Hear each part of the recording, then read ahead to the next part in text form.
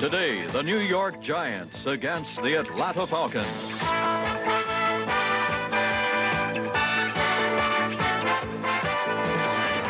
Welcome to sunny Georgia on a beautiful Indian summer day for this NFC interdivisional battle matching the New York Giants and the Atlanta Falcons. Hi, everybody. I'm Frank Lieber. If anything, the recent series between these two teams has been close. Last 3 years, 2 games have gone to overtime. 1 decided in the last 58 seconds. The Giants won 2 of those. With me is Dick Vermeil. Obviously, the Giants have been struggling the last couple of weeks. What's at stake here, Dick? Well, Frank, with any football team, not just the New York Giants, when you've played poorly 2 weeks in a row, as a coach, you're concerned you're going to lose their concentration. The squad's going to fall apart. You're always concerned about that. Well, they've got some bright spots. Phil Simms continues to play well. On the other hand, Lawrence Taylor hasn't had a sack in the last couple of weeks. Simms has been doing real well. You know, only one quarterback, Marino's thrown more touchdown passes. The defense has to keep the game close enough so he can make a difference. Simms can make a difference. Lawrence Taylor, they're bringing big offensive linemen out of big 270-pound guards like the 49ers did last week. Someone has to break loose inside and stop those linemen from turning out. Atlanta trying to win 2 in a row for the first time this season. They had a very impressive last-second victory against the Rams. First time they've ever won out there in 19 years, but they suffered another key injury. Well, they've had bad luck. Losing William Andrews, of course, at the start. Riggs goes down last week. His replacement, who's a fine running back, Lynn Kane, steps in last week, runs for 145 yards. Billy White Shoes goes down. They've had bad luck, but fortunately, due to good management, good organization, they've had outstanding players to replace those that are injured. Well, they may have some good luck this afternoon. I don't know. They've won a coin toss at home for the first time since December 12, 1982. Falcons win the toss, will receive the weather conditions ideal for watching, perhaps a little warm for playing. Temperatures expected to reach 85 degrees before the afternoon is out, but no threat of rain. Ali Haji Sheikh will kick off for the New York Giants. He's been in a slump this year, just 2 out of 7 field goal attempts. And the deep men for the Atlanta Falcons, Rodney Tate, number 44, is in the center, flanked by William Kern, number 89, and Kenny Johnson, number 37. Here we go. Tate, 4 yards deep in the end zone. And Kern telling him not to run it out, so Atlanta will put it in play, 1st and 10 from the 20-yard line. Let's take a look at the lineups. Kane, the number 3 running back, and what a great day he had last week against Los Angeles. Absolutely career day for Lynn Kane. So he'll be a key factor as you look at the backs and receivers. Veteran offensive line, but they've been nicked all year by injuries. Ken's missed a couple of games. Thielman's had a hand problem, all the way down the list. 1st and 10. Still the Falcons with one of the more explosive offenses in the National Football League. They go with the one-back set. That's Lynn Kane.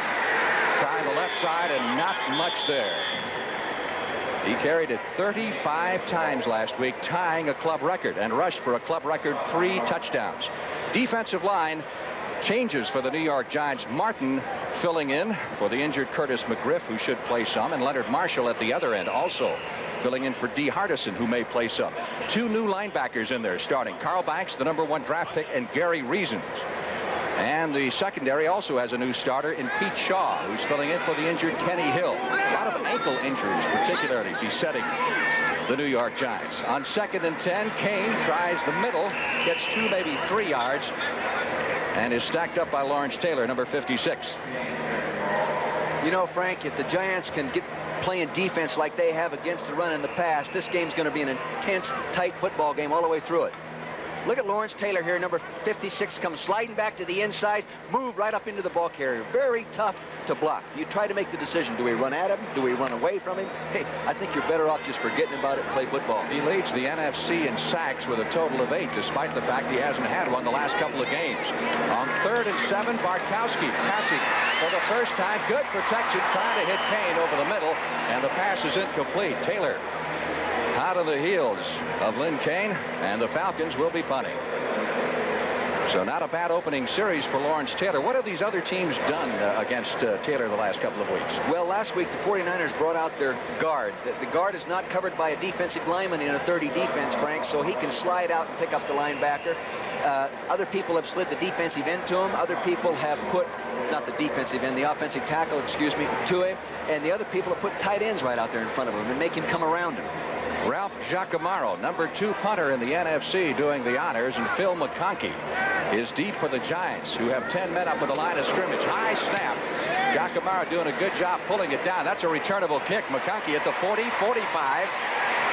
Looking for running room at midfield and doesn't quite get there, but the Giants will come up with excellent field position at their own 49-yard line after the relatively short punt of 36 yards by this man, Ralph Giacomo.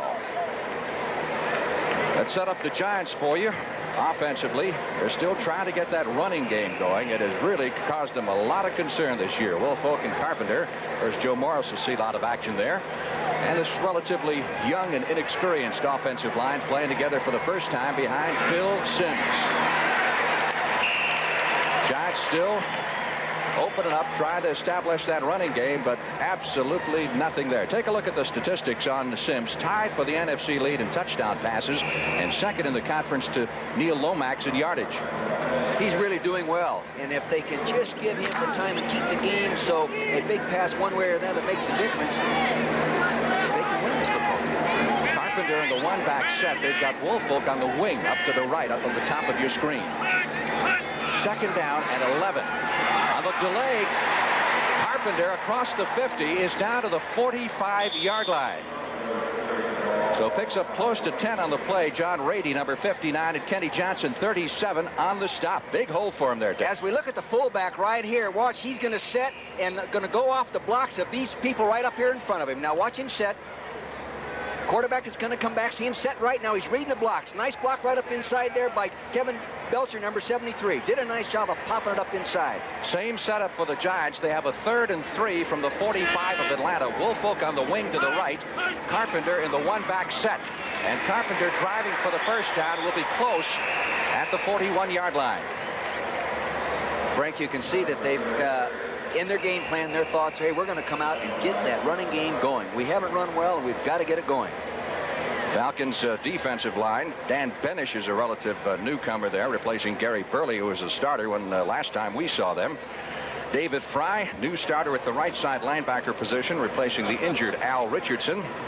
And the secondary remains the same. Pridemore will share time with Scott Case, high draft pick, who the Falcons think very much of. Close enough for measurement. You try to stretch that chain. And Simms taking a good, long, hard look for the Giants, and they got it. 1st and 10 for the Giants at the 41-yard line, and Bill Parcells breathing a huge sigh of relief. Unusual relationship between these two coaches. Parcells told us yesterday that his best friend is the man on the opposite side of the field, Dan Henning, the head coach of the Atlanta Falcons. Well, they coached together in college at Florida State, along with Joe Gibbs, quite a college coaching staff. They were all on the same staff under Bill Peterson quite a few years ago. 1st and 10 for the Giants at the Falcon 41-yard line.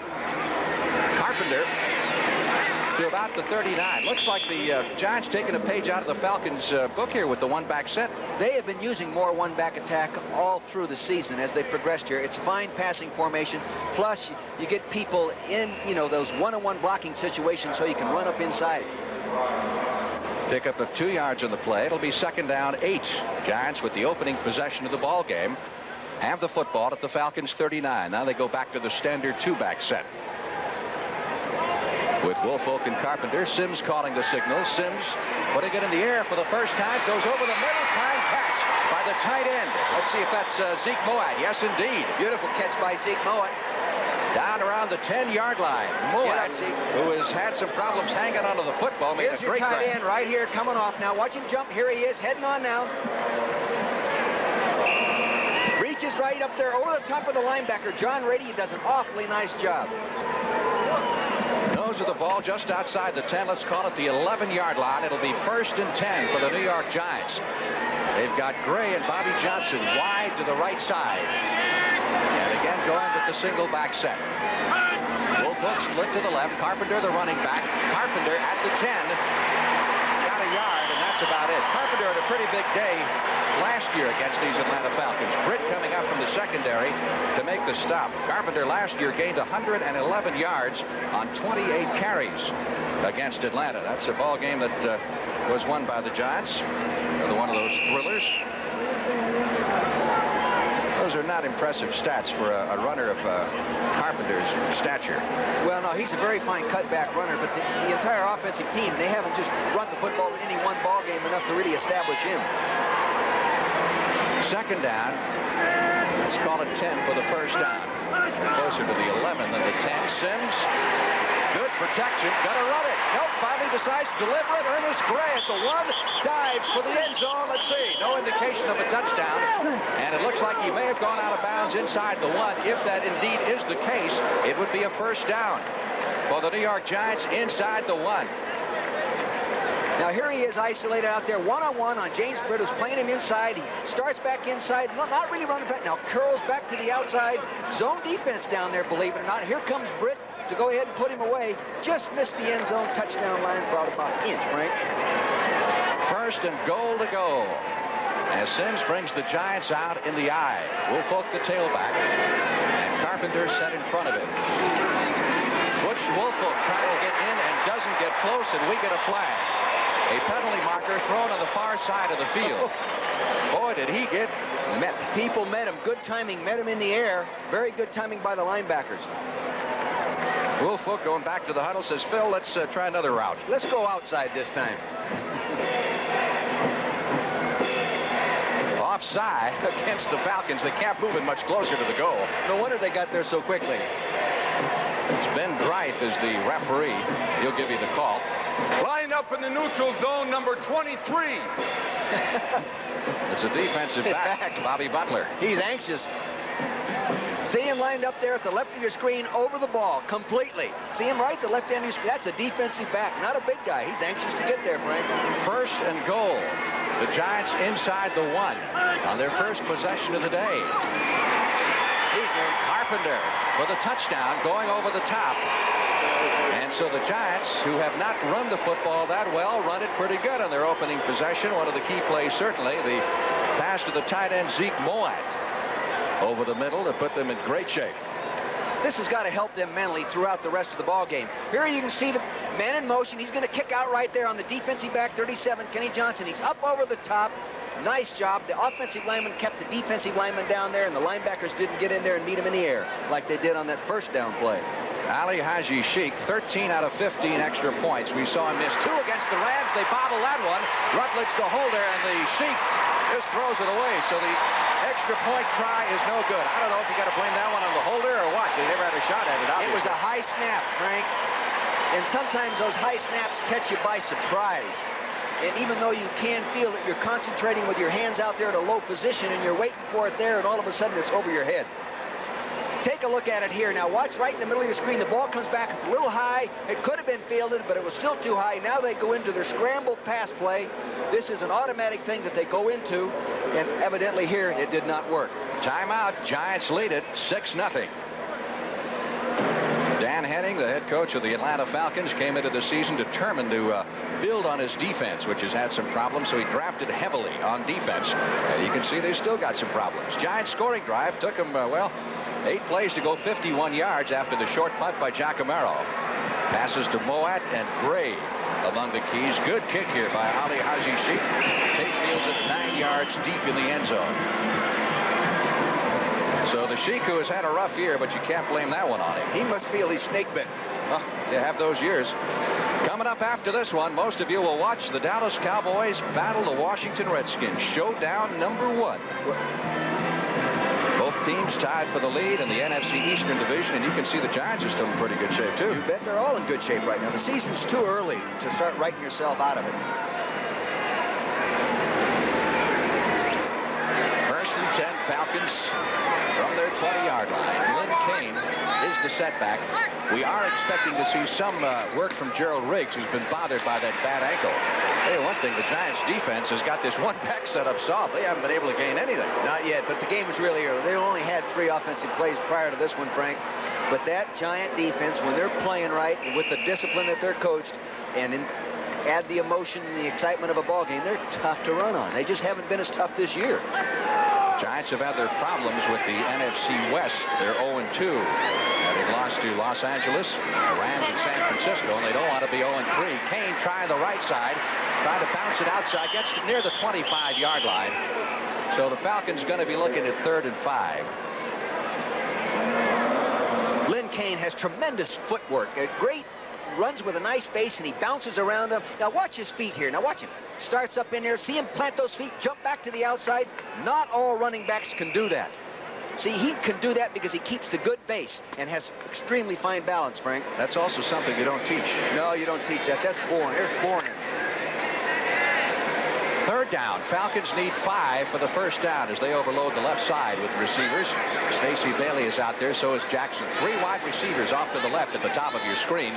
They start Bailey back in motion.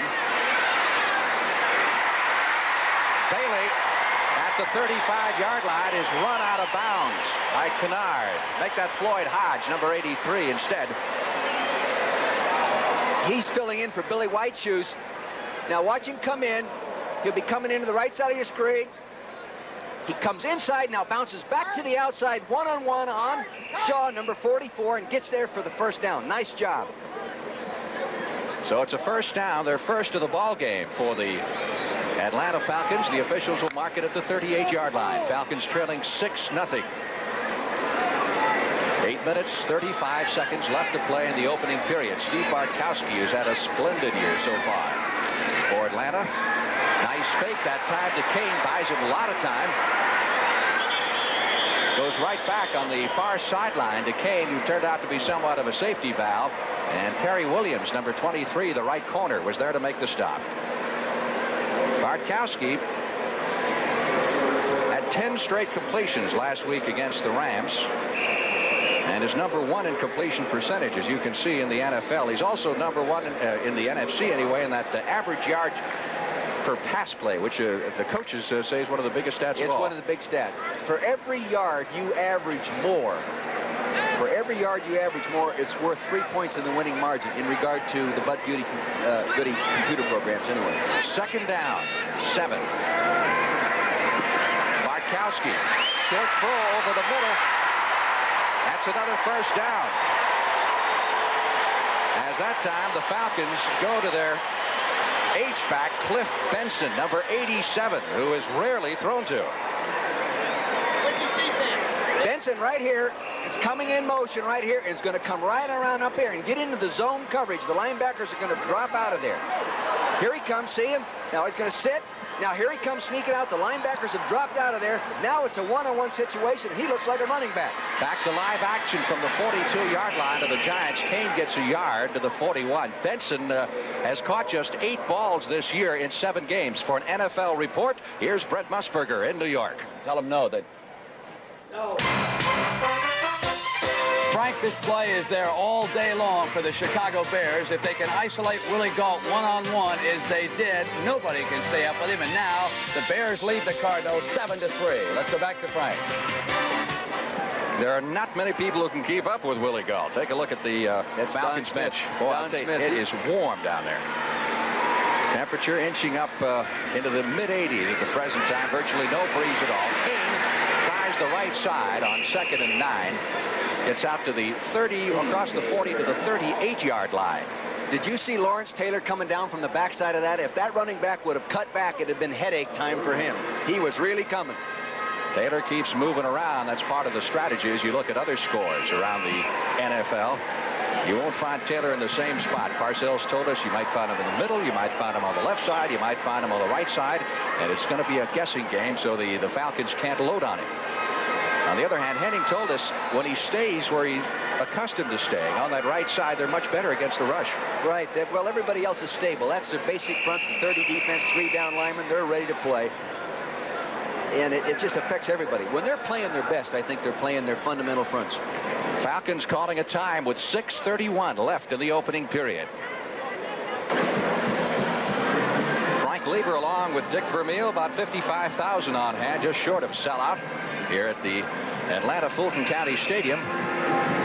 Falcons driving right now. They have a 3rd down. They need 4 for the first down with the ball at the 37-yard line of the New York Giants. Giants leading 6-0. Jackson wide to the right side. They've got Bailey in the slot. 3 wide receiver setup. Hodge in motion, going long for Bailey. Great extended catch. First down at the 2-yard line.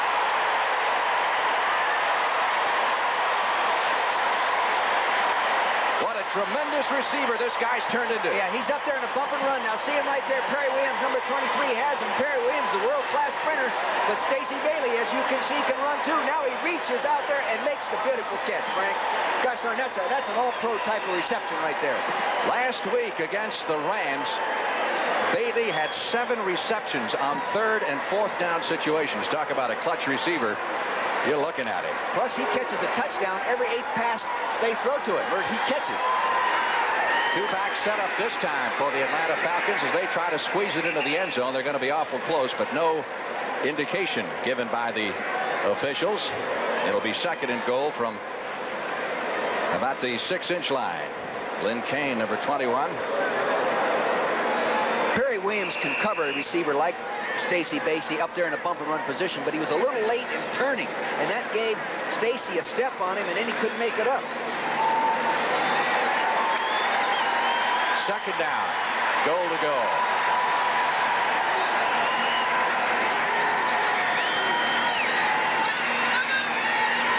Tim Tyrell, number 32, is the other running back, but it is Kane going up over the top, and still we get no indication of a touchdown. And the Falcons are going to be looking at a 3rd down and goal to go from about the 1-foot line.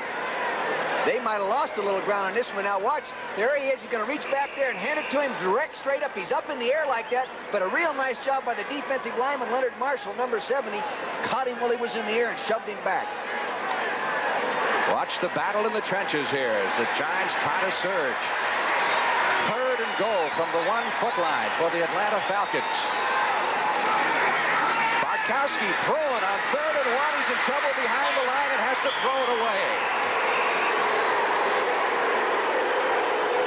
Trying to cross the Giants up with a pass play on 3rd and 1, but Burt, number 64, was in there quickly, the nose tackle. That was a real good play call, really. I'd call this same thing myself, but what happened is the tight end, number 88, ran into his own man in the crossing pattern, and then Burt, number 64, came off the nose and put pressure on him, and he had to throw it away. I think that's a good call. Looks like they're going to go for it. Would you go for it this early? Yes, I would. I'd go after it. 4th down, a foot away from a touchdown. Tyrell 32, and Kane 21 of the setbacks.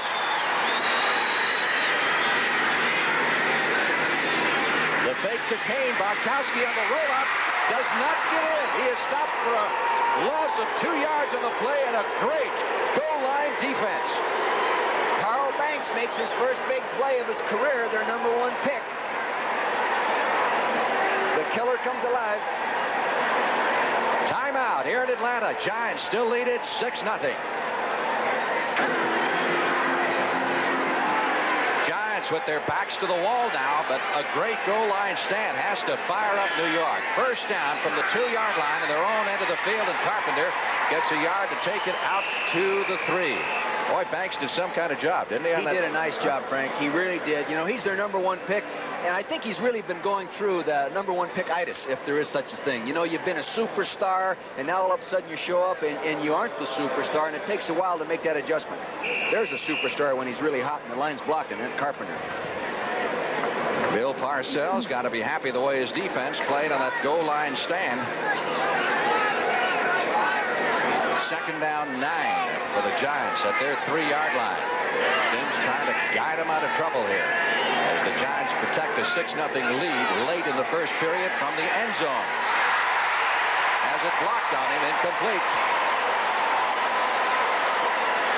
Don Smith, the right end, number 65. Watch it. Enzo, right here you're going to see this tackle did not set short enough on Don Smith, the defensive end, and he was able to jump up and bat this short pass down. Now, Sims drops back 1, 2, 3 turns. See him jump up there now and bat that thing down. William Roberts has got to keep pressure on him and set real short to stop that from happening. Roberts, the Giants' other number 1 draft pick, in addition to Banks on defense. Now it's 3rd and 9 for the Giants from their 3. Falcons showing blitz, and Sims may be checking off. Here they come. Safety blitz. Just does get it away and almost intercepted. James Britt, number 26, got his hands on the football with the pass intended for Ernest Gray. There was a safety blitz on that one right here. You're going to see him coming right now, and they're going to try to pick him up, and they do a pretty good job. He gets it off. See the guard right there, Billy Yard, number 67, picks him up. He gets the ball off in that little slant pattern, but it was almost intercepted. So good rush on Sims. And Jennings backed up as far as he can go in the end zone to push it out. Hey. Nice kick. There's a pressure punt for you. Willie Curran at the 50-yard line. Missed tackle, 45. This is what's haunted the Giants here the last couple of weeks. Their punt coverage teams, and they've allowed 2 return for touchdowns in the last 2 weeks. 47 on that pressure punt by Dave Jennings, and a 7-yard return by Willie Curran. And Curran becomes the first man to return a punt for Atlanta other than Billy White Shoes Johnson since 1981. That's a lot of punts. I think Billy's still in the hospital. Well, we certainly wish him well. It's the 4th time he's had the knee operated on. His age, you wonder, but he really had one of his best years going. You know that in the tackle that Terry Kennard, number 43, missed, you really, as a coach, don't get mad at him. You allow that first guy down to take a blind shot. Falcons defense did their job. They give the offense good field position at the 42-yard line of the Giants. And they go back to Lynn Kane. Slips inside the 40 to the 38-yard line. For an NFL Today report, once again, here's Brent Musburger in New York. Frank, here's a quarterback we'll be profiling soon on the NFL Today. Steve DeBerg pulls out. He's got Kevin House in the end zone, and the Buccaneers have become a winner since DeBerg took over. It's 7-0. Back to Frank. He has done an amazing job. DeBerg, who started with Dallas, went on to San Francisco. Time remaining in the first period. 2nd down, 5. The wave is in effect. The wave motion here. Kane to the 35, to the 34. Loose football down there. Let's see if the play had been whistled dead. George Martin indicated he thought that the Giants recovered, and they did. So the Giants recover a fumble at the bottom of that pile. Carl Banks was down there, number 58. Here he is, the wingback coming in motion. He kicks out right there. They're up in the crowd. You can't see the ball come out, but evidently it did, because you can see people going after it.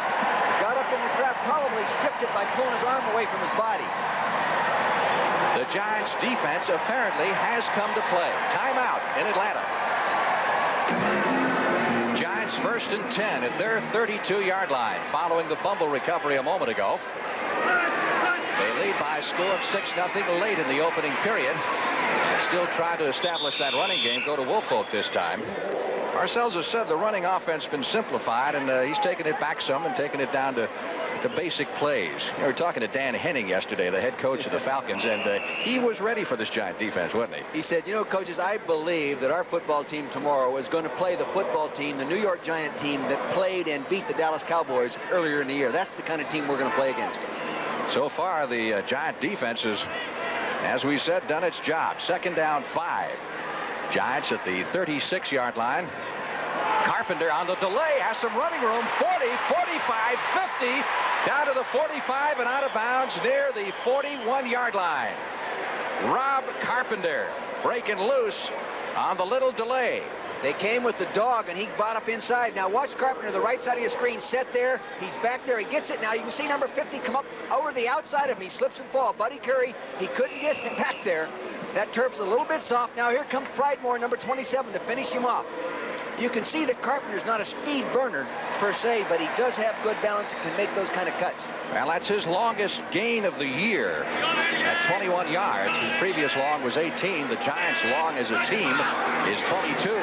1st and 10 from the 41. Sims going over the middle, completes the pass to little Joe Morris, who will take it to the 35. You mentioned dog a moment ago. You know, we hear dog, we hear blitz. What's the difference, Dick? Well, we as coaches, most of us put the dog category into linebackers coming. And as soon as a safety is involved in the dog, it becomes in a blitz category.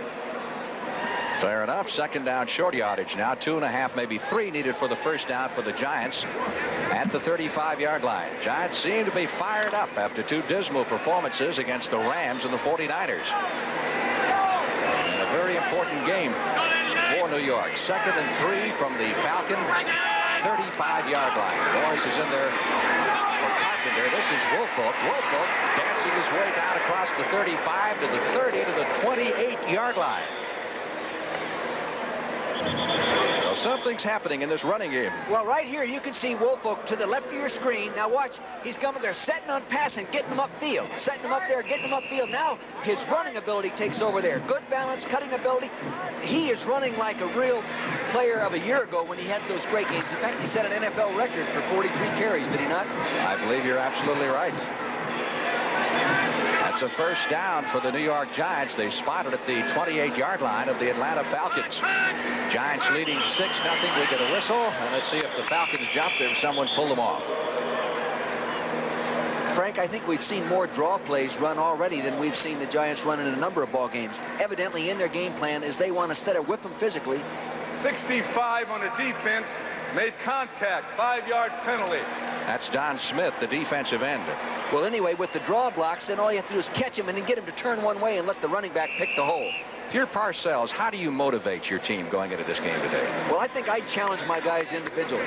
Say, are you that bad? Are we that bad? Are you good enough to beat the Atlanta Falcons? And if the guy says yes, and Frank, every time they will say, yes, I'm good enough, then he says, well, it's about time. Let's get it done. And so far, they're doing it.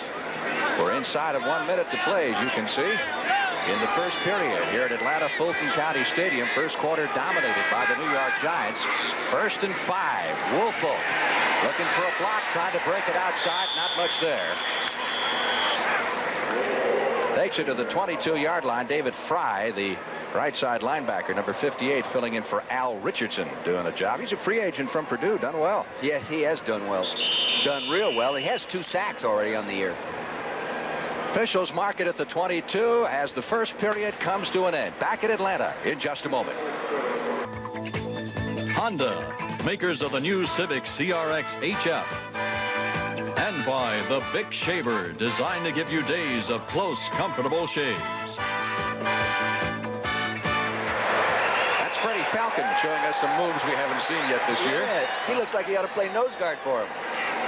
Into the second quarter we go. The Giants with a second down. They need 5 for the first at the Falcon 22-yard line. Carpenter. Not this time. No gain at all. Carpenter at 35 yards rushing in the first period on 8 carries. But he's jammed up pretty good there, John Rady. And Buddy Curry in the bottom of that pile. For another NFL Today reports, here's Brent in New York. Frank, Jeff Kemp continues to do a sensational job for the Rams. Vince Ferragamo may not get his job back. The Dartmouth grad hits Drew Hill, watch the run after the catch against the New Orleans Saints. Richard Todd has just been benched, and now it's Stabler. Let's go back to Frank. That's a big game in the NFC West. 3rd down, 5 from the shotgun. Sims under pressure, looking for a receiver, gets the pass away, and will complete it for a first down, and maybe a touchdown. Lionel Manuel lost it. Fumble at the 5-yard line, and the Falcons may have recovered. Sims doing a splendid job of scrambling, and Manuel with a great couple of moves, but he lost the football. And coming up with it for the Atlanta Falcons, Thomas Benson, 56. You can really see that Lionel Manuel has running ability after he catches the ball. The UOP graduate did a nice job on that one. Then he got it stripped. Here he is back in the shotgun. He gets heat.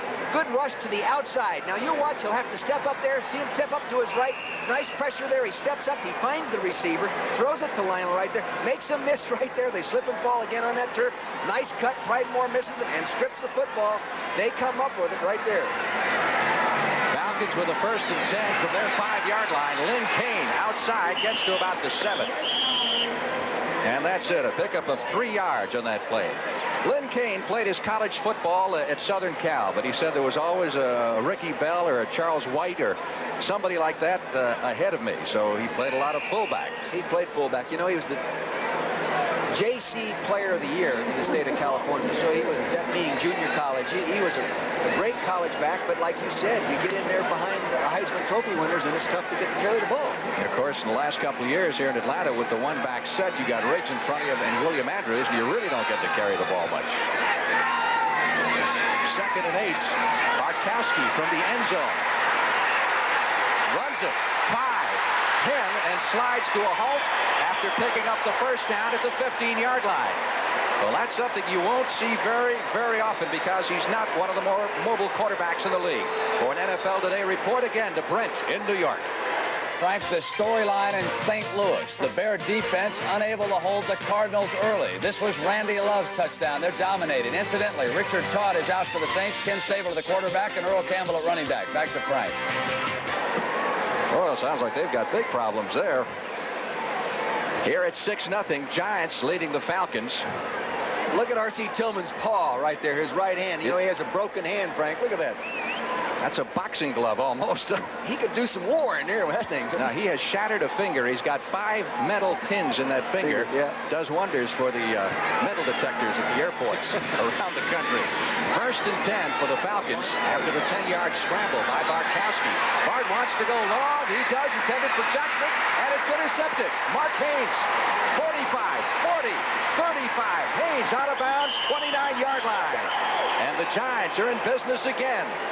What a job this Giant defense has done so far. Frank, that's not a case of a bad throw or bad route. That's a case of beautiful execution on defensive technique. Now, you're going to see there's play-action fake. The wingback comes in, number 87, makes a little fake to the running back, Kane.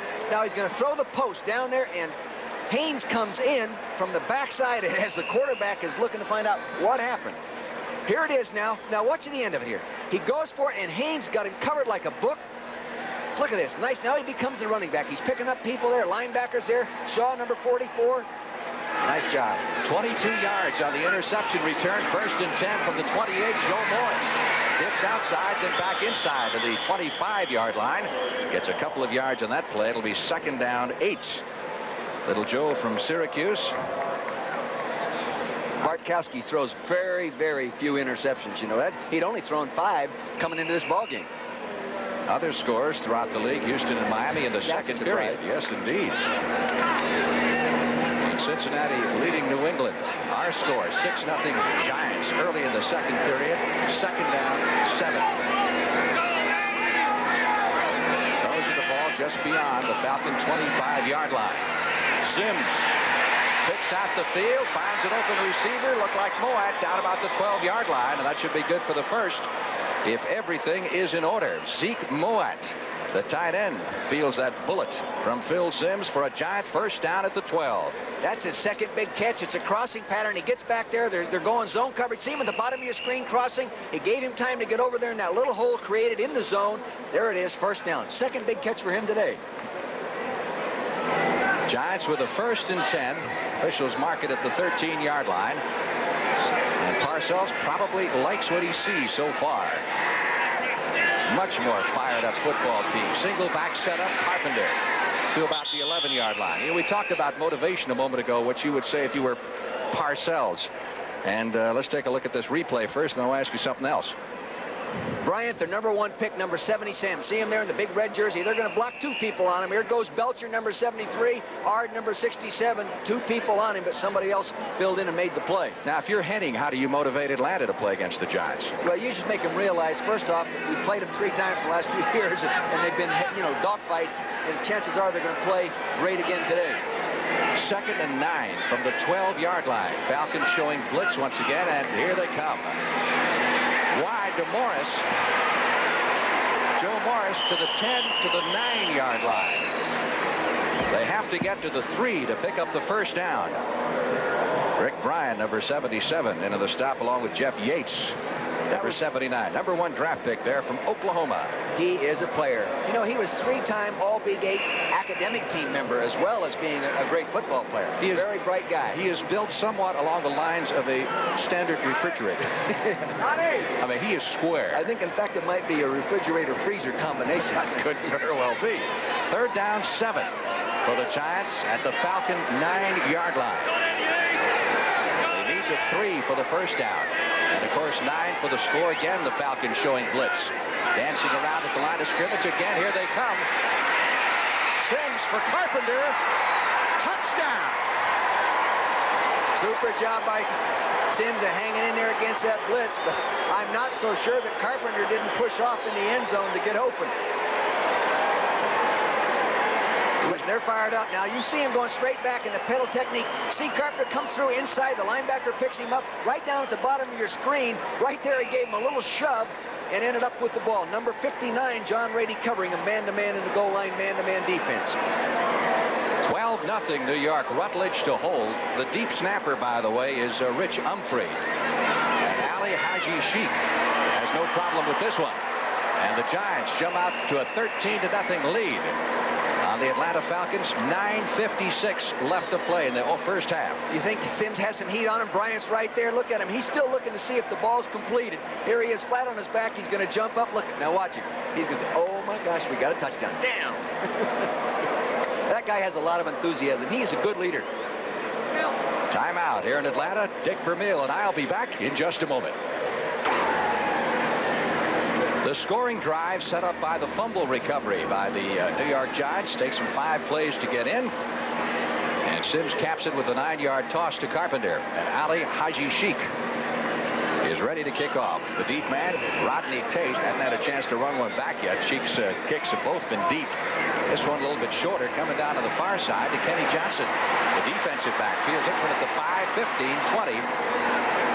And stopped at about the 25-yard line. And the Falcons will put it in play from there. Well, the Falcons have picked up some yardage on the Giant defense, but it's been between the 20s. Coming up, college football doubleheader on CBS next Saturday. Michigan against Iowa. Did you see what Iowa did to Purdue yesterday? And Purdue was a ranked football team, were they not? And you can say something about UCLA and California rivalry, can't you? Oh, that's a big one. That's usually Southern California against Northern California. 2 state universities. It's usually a very intense football game. Cal hasn't been playing well. UCLA winning, but barely. You'll see both games next weekend here on CBS. 1st and 10, Falcons ball at their 25-yard line. The H-back, Cliff Benson in motion. Bartkowski with the fake to Kane, trying to set up a screen. He's in trouble behind the line of scrimmage and finally throws it away. Actually, it was Riggs who came into the lineup on that play. Riggs replacing Kane for the very, very first time as they tried to set up the screen. You're going to see Bartkowski right here coming back. He wants to come on back, then set the screen up, but the pressure from the defense takes it away. Now you watch. Here he's going to come back here, setting back now. Watch him. He's faking. Now the screen people got knocked down. Gerald Riggs, number 42. And see him scramble on the left side of the screen. You lose him. There he's trying to lay it over there, but Riggs is still just getting up off the ground. No way. Riggs, despite missing last week's game against Los Angeles, still is the number 2 rusher. The Walter Payton of the NFC. This is Riggs. Outside to about the 27-yard line. They got a couple on the play. And they're looking at 3rd and 8. Gerald Riggs, who started the season like gangbusters, filling in for the injured William Andrews, averaging 5 yards per carry, came down with a bad ankle a couple of weeks ago and missed last week's game. He tried to warm up, couldn't go. And at that moment, during the warm-ups, is when Lynn Kane said, Riggs came over and said, I can't go, it's you. Yeah. And it was him. Thank you for the opportunity. I'm sure he said that because Lynn Kane's the kind of guy that's always come prepared to play. And really, having not played much in the last 2 years, he hasn't consequently suffered any bumps and bruises. He's fresh. 3rd down, 7. Falcons at their 28-yard line. Hodge, the H-back in the passing situation. And the intended pass receiver on that throw from Bartkowski. Well, Bartkowski right now is 4 out of 9 for 68 yards and had 1 picked off, and we got a flag. So the discussion will go on here, and we'll see with whom the option lies.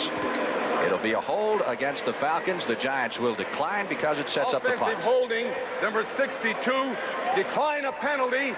It's 4th down. Brett Miller, the offensive tackle. And Dan Henning knows he's going to be in for a long afternoon against his old pal Bill Parcells. Giants leading 13-0 early in the 2nd period. Giacomaro's second punt. There's a little Phil McConkey. Giacomaro had a great week last week. Best of his career, 51.3 average.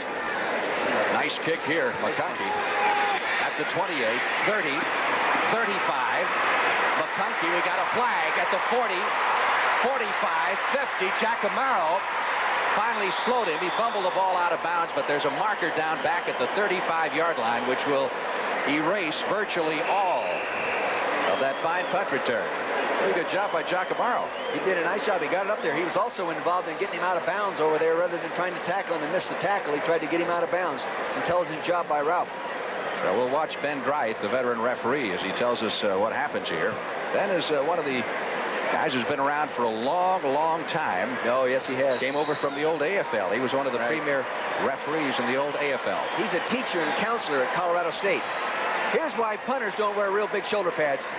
See, he's not going to go over there and take him on with his helmet and shoulder pads. He's going to shove him and get him out of bounds there and do the intelligent thing. Didn't want to get up there. Though I'll tell you, these guys every once in a while end up on the tackling chart. Giants will take over after the penalty at their own 22. Timeout. 1st and 10, New York Giants at their 22-yard line. You can see they came to run by looking at that stat. Bill Sims throwing this time, or wants to on 1st down. Instead winds up scrambling, takes a pretty good lick, and goes down after a pickup of about 5 yards out to the 28-yard line. That's one reason they haven't run that well, and Sims look a little rocky as he gets up, waiting for the cobwebs to clear. He took a pretty good shot there. He's scrambling upfield. It looks like he's going to slide underneath. He does, but Kuykendall and somebody else get there right on time. Not an illegal hit, but by gosh, it bothered him. There's no question about that. Thomas Benson, number 53, their number 2 draft choice, is right there with him.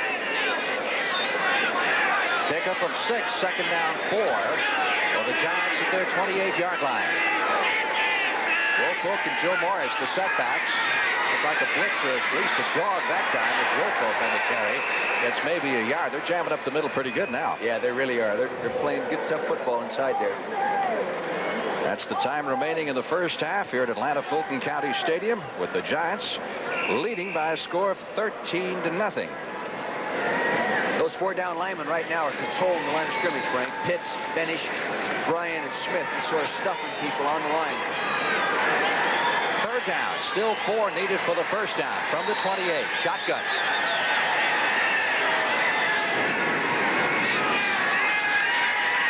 Sims on the roll, gets away from the pressure and throws the pass downfield to Lionel Manuel. He was in bounds, pulled it in, picked up the 1st down at the 43. Bobby Butler, number 23, defending. Talking to Parcells yesterday, he sounded pretty excited about this little guy. Yeah, he really is excited about him. He thinks he's a talented guy, and he's just got to keep getting him in the ball game more. What he really likes about him, though, is his ability to run with the ball after he catches it.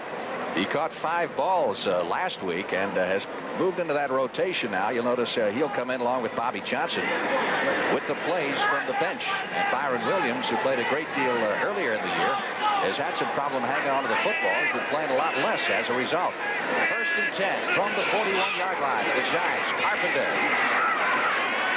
out to about the 44. Jeff Yates did a nice job right there, sort of stuffing everything at the line of scrimmage. Roy Harris, number 75, was also involved. Carpenter, of course, had some good years with the Oilers before being obtained by the Giants, and he had gained 100 yards or more in 8 of the 25 games he had played in for the Giants before this season began, so you know he can do it. But it takes more than one guy. I'll tell you this, Frank, it's always been my philosophy, if you're going to want to run the ball successfully, then you got to line up and run it. Otherwise, you're never going to do it. You keep waiting for it to happen. 2nd and 6 from the 44. Carpenter on the draw. Falcons weren't buying it. No gain at all at the 44-yard line. Roy Harris doing a good job helping jam up the middle, number 75. Kuykendall, veteran linebacker, also in there. That'll set up a passing situation. 3rd down. Giants going to be looking at 6 for the 1st down. I believe that was the first draw play that Atlanta handled defensively wise efficiently. They really shut it down that time. Giants have won 3 of the last 4 games played between these two clubs. As we said, the last 3 years, 2 have gone to overtime. One's been decided by field goal in the final 58 seconds. On 3rd and 6. Sims trying to keep it going. Here they come. Gets it away quickly and completes it at the near sideline, and that is good for another 1st down. So Sims out of the shotgun as the Falcons try to put some pressure on. This time finds Ernest Gray, number 83, for the 1st down. For an NFL Today report, let's go to Brent in New York. Frank, Eric Dickerson finally busted one for the Rams. 67 yards, and it set up their second touchdown. Another beauty by Jeff Kemp, who was on the run. He got to Henry Ellard, and it's 14-3. Ken Stabler, Bum Phillips, and Earl Campbell are in the hole. Let's go back to Frank. Here it's the Atlanta Falcons in a hole right now. They're down 13-0, and the Giants are driving with a first down at the Falcon 40-yard line, and Joe Morris gets by a couple of tacklers at the line of scrimmage and moves forward to about the 37-yard line.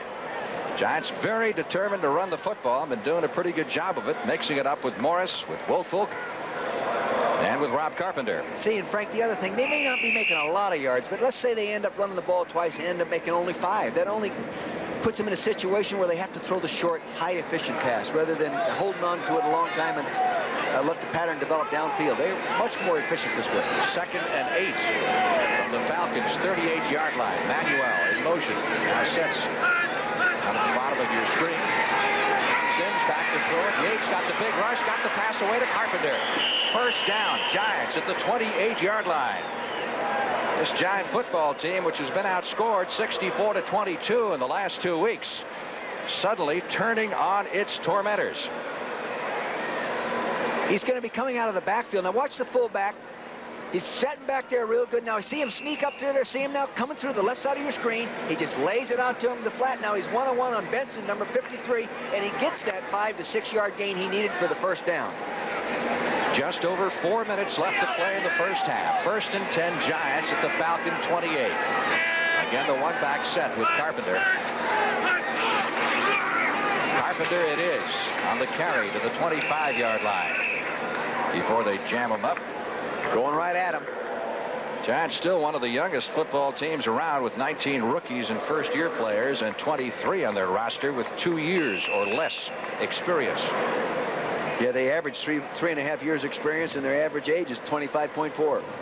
They're a young football team. 2nd down, 7 for the first down. As Carpenter gets a breather, clock ticking away, the final 3 minutes and 25 seconds of the first half of play, dominated by the Giants, particularly on defense. Moving from the Falcon 25, Woolfolk with the fumble, but the play had been whistled dead prior to the snap. We've seen a few of those flags this year, haven't we? Yes, we have.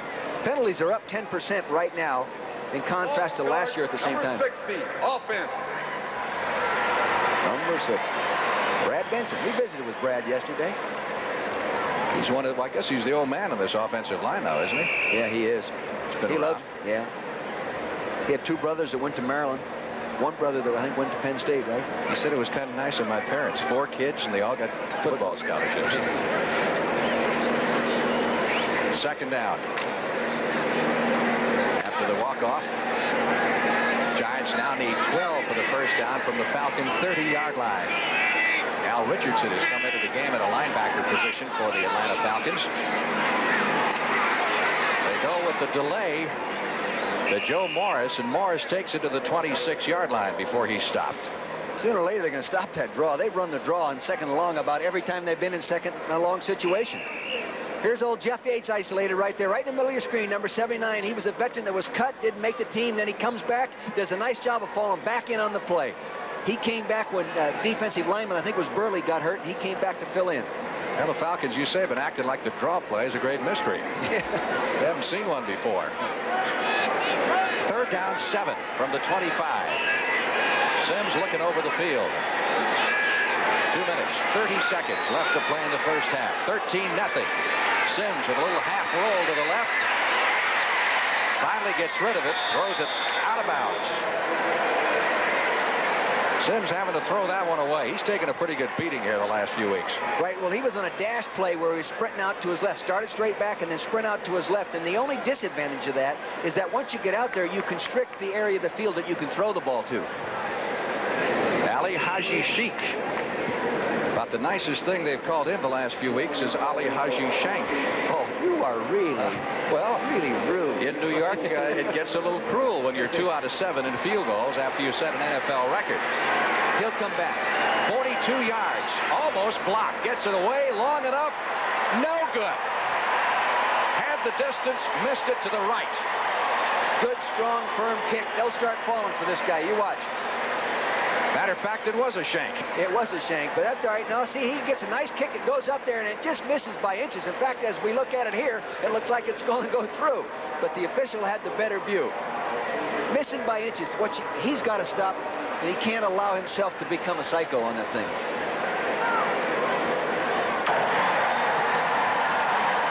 The Sheik having a long year, and so much of it is mental, and let's hope he can break out of it, at least as far as Giant fans are concerned. First and 10, 25-yard line, Riggs busts up the middle across the 30 to the 33-yard line. The Falcons have an unusual way of signaling in plays, a little bit different, isn't it? They do. They signal 2 plays to the quarterback, and he knows which one is live, and he is the guy that determines in between series which one's going to be the live call, the first call or the second call. In this case, we've got a timeout for the 2-minute warning to go to both benches. And Steve Bartkowski comes over to the sidelines to talk to Dan Henning. Back in a minute.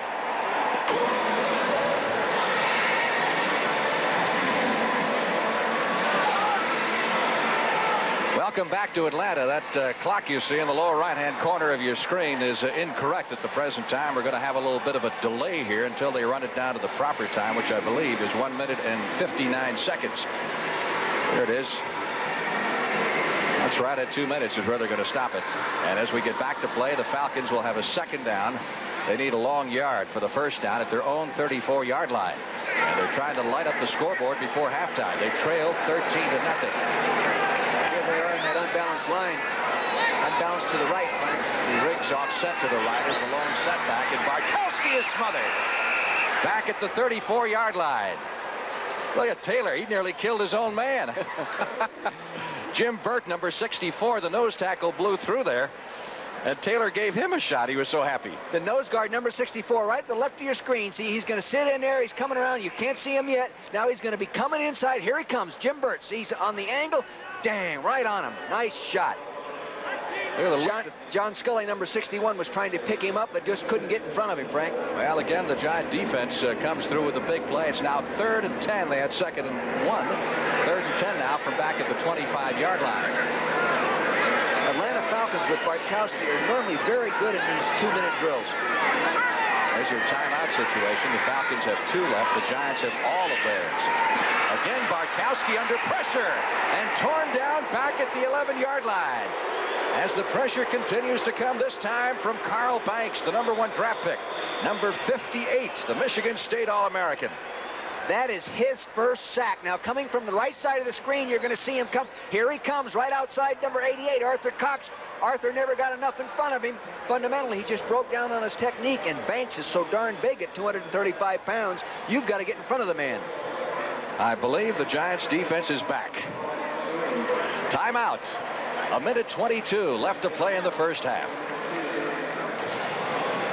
1:22 left to play in the first half. The Falcons looking at a 4th and 22 as Ralph Giacomo drops a couple of yards back deep into the end zone, and Phil McConkey will wait for this one at his 45-yard line. Giacomo has not had one blocked this year. And the Giants loading up at the line of scrimmage with 10 men. Here they come. Gets it away in good fashion. McConkey at the 50-yard line to the 45 of Atlanta, looking for some running room, and he who hesitates is lost. But the Giants in great shape at their 45-yard line. Phil McConkey with a 5-yard return. Coming up at halftime, scores and highlights of all the other games around the NFL with Brent Nerve, and a feature called Coaching the Toughest Profession. Would you agree with that, Mr. Vermeer? I would have to agree. You know, I only have this profession now to compare it with, you know. You're saying coaching is tougher than broadcasting? Yes, it's no question. Let's ask Bill. What do you think he's saying right now? Well, last couple of weeks, I can tell you what his answer has been. Maybe today you feel a lot better about it. 1st and 10. Giants at the 45 of Atlanta. Falcons showing blitz. Now they drop off as Sims elects to throw, goes over the middle, and completes the pass for short yardage to Tony Galbraith, number 30, who has come into the ball game. So the Giants with their 2-minute offense in operation. They have the timeouts to work with. They have 2. 2nd and 5 from the 40. Sims hesitating, then getting the pass away and completing it for not not quite enough for the first down. Very close at the 38-yard line as they go at the hurry up. Bobby Johnson, number 88, make the catch, and Kenny Johnson, number 37, on the tackle. Third down, they need a long yard for the first down at the 41-yard line, and Bill Parcells calls a timeout. So the Giants will have one left when we come back in just a moment. Frank Lieber along with Dick Vermeil, Steve Bartkowski, wondering, hey, these guys are not supposed to be that tough. No, I think Steve Bartkowski expected them to be tough. You always respect your opponent in the National Football League.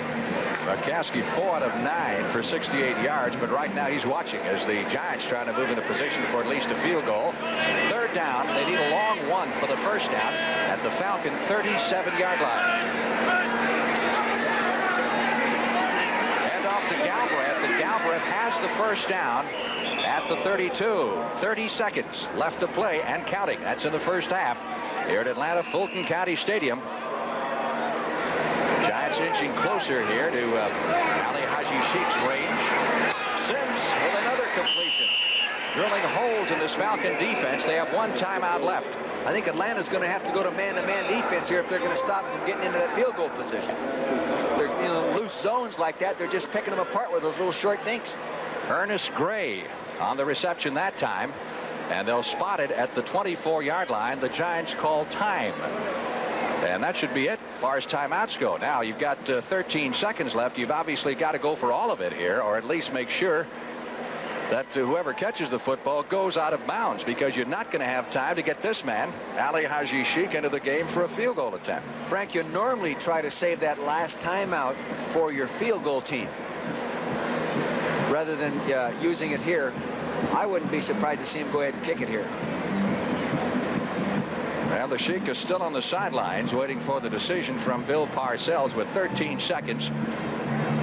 They'd have time to run one if they could get it into the end zone, but of course they risk the chance there of Sims getting trapped and the clock would run out. With the line of scrimmage at the 24, they're looking at a 41-yard field goal attempt. I think kick it myself. I really do. I think that's a good decision if he does. Yep. And Ollie, sooner or later, he's going to start hitting him again. And I don't think any kicker in this league becomes a great kicker until he's gone through some adversity, fought back, handled it positively, and then went ahead and become an efficient kicker again. And I think this guy has the ability to do it. And talking with him, I think he has the right kind of demeanor. Rutledge to hold. Of course, he has had a new holder and a new center this year. That's made a difference. Call it 42. Up, long enough. Good. Did you see his reaction there? He said, boy, did I ever need that. I bet he said, oh, good. Baloney, huh? Look, see, he's really respected by his players. That's a nose guard, Jim Burt, coming over to congratulate him and hug him. Nice play here. Now, nice snap, nice placement by Rutledge, number 17. Very critical to the success of the play. He gets it up there nicely. Now, watch him. He knows he's got it. He gets, wow, that's it. He needed that. Officially, they credit him with a 41-yard field goal. That makes it 16-0, and we still have 9 seconds remaining in the first half of play. Giants, very impressive. Can't believe this is the same football team we saw 2 weeks ago in Los Angeles. No, but everything just sort of disintegrated on them, and they didn't have enough within them that time to just to regroup and get it put back together. And that happened to them last week. After the 21 points that the 49ers scored early in the ball game, it was an even football game. I thought I saw a smile on Parcells' face there for just a moment. He hasn't had many of those. I really like this guy. I respect him very much as a coach, having had the opportunity to coach against him a number of times. And I think he's really a good football coach. Ali Haji Sheikh with a kickoff. Tate is deep. This will be returnable from the 3. Rodney Tate from the 5, 10, 15, up to the 20-yard line.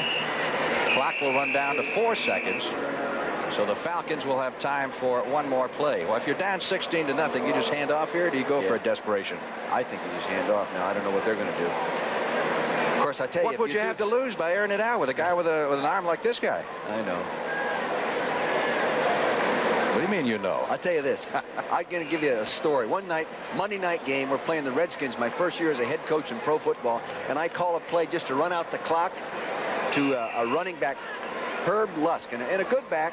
And he runs off tackle, and a linebacker for the Redskins, takes it out of his hands and runs it in for a touchdown. Well, I remember the Giants trying to run out the clock on you once, and it worked the other way, didn't it? Yeah, balances out, doesn't it? It sure does.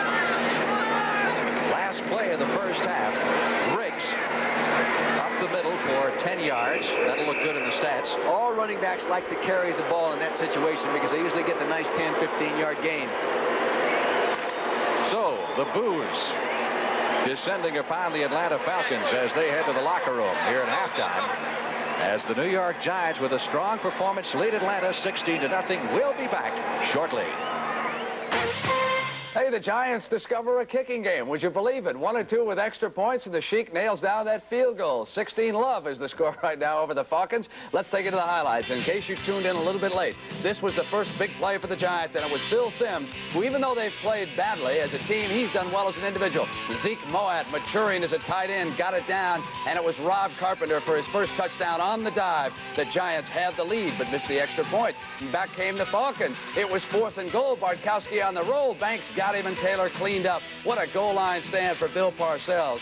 Now, watch this. After a Mark Haynes interception, Sims under heavy heat. He goes to the back of the end zone. Carpenter takes a shove and holds on to the ball, and that now has the Giants ahead 16-0. Of course, they are at the half. The Jets in Cleveland, you want to know about that game? 17-14 right now. The Browns have been coming back. Freeman McNeil has scored twice for the Jets there. Houston, Miami, would you believe it? Only one touchdown for the Dolphins, and yes, Danny Marino, touchdown pass number 18. He hit Clayton with that one, 27 yards out. Chicago and St. Louis. What an entertaining game this has been. 17-14, Herb. But Chicago gets moving early in the game, Brent. When quarterback Jim McMahon goes up top to Willie Gault, makes a great catch here, putting the Bears on the board quickly. But then the Cardinals come back with their own powerful offense. Here, Randy Love takes a quick tap off his left guard, touchdown for St. Louis. McMahon getting his club going, goes to his tight end here. It's a great defensive play. Barry Perrin knocks the ball out of Salty's hands and recovers for a touchback. Then when the Bears get the ball back, they go over Walter Payton from the 1-yard line. And here's Otis Anderson late in the second quarter, 9-yard run, and the Cardinals take a lead going in 17-14 in the second quarter. All right, a couple of AFC scores now. Kansas City over San Diego, and the Kansas City defense has been the story here. They are stomping and storming after Dan Fouts. Cincinnati and New England, it is 14-3. The Bengals with the lead over the Patriots in the second quarter. Tampa Bay and Detroit tied at 7. Steve DeBerg, he got the Buccaneers on the board first. Watch him find Kevin House. He's under all kinds of pressure, tosses it to the corner of the end zone, and House beats 2 defenders, 25 yards. And you know the quarterback controversy. Gary Danielson has replaced the injured Eric Hippo before the first half is over. And on the run on into the end zone, he has the Lions tied now at the half. Philadelphia shutting out the Colts 10-0 in the second quarter of that one. The Rams in New Orleans. I'll tell you something. Vince Ferragamo's not going to get his job back. I mean, Jeff Kemp, the young man out of Dartmouth, he has carved up the Saints defense here this afternoon in this game. It is now 21-3. And take a look at this. There's the first one. Drew Hill with a slick move, and a second one. 25 yards for the touchdown. Eric Dickerson. John Robinson has just been waiting for him to break loose all season long, and finally he does here. 67 yards, his longest run of the season from scrimmage. Down now to the Saint 10-yard line, and from there, the Rams scored again. Richard Todd, who has been utilized along with George Rogers, was picked off right here by Nolan Cromwell, who goes all the way in for the Rams' third touchdown. What they're doing is alternating quarterbacks in that game. Ken Stabler, of course, has been used with Earl Campbell. All right, Irv, we've got to poll the folks. All of you out there remember Terry Bradshaw as he used to look, right? The balding hero, the leader of the Pittsburgh Steelers. He now works for us, and look how he showed up today. Glasses and a mustache. I don't recognize him with that look. Send your postcards to Irv Cross. 50. All right. NFL Today continues on CBS after these messages from your local stations.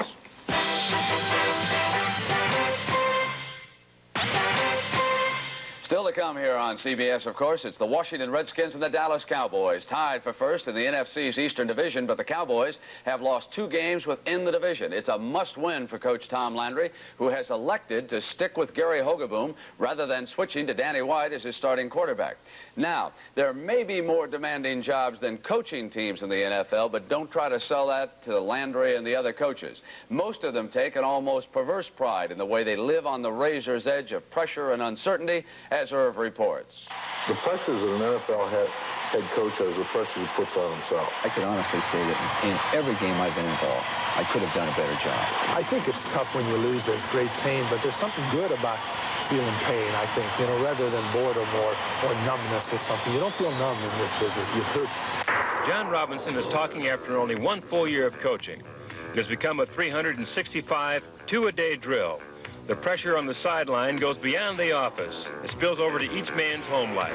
With the public adoration comes a constant second-guessing. We're so consumed by the hour with your details of your job and preparation to play, you don't get a chance to even jog around the track.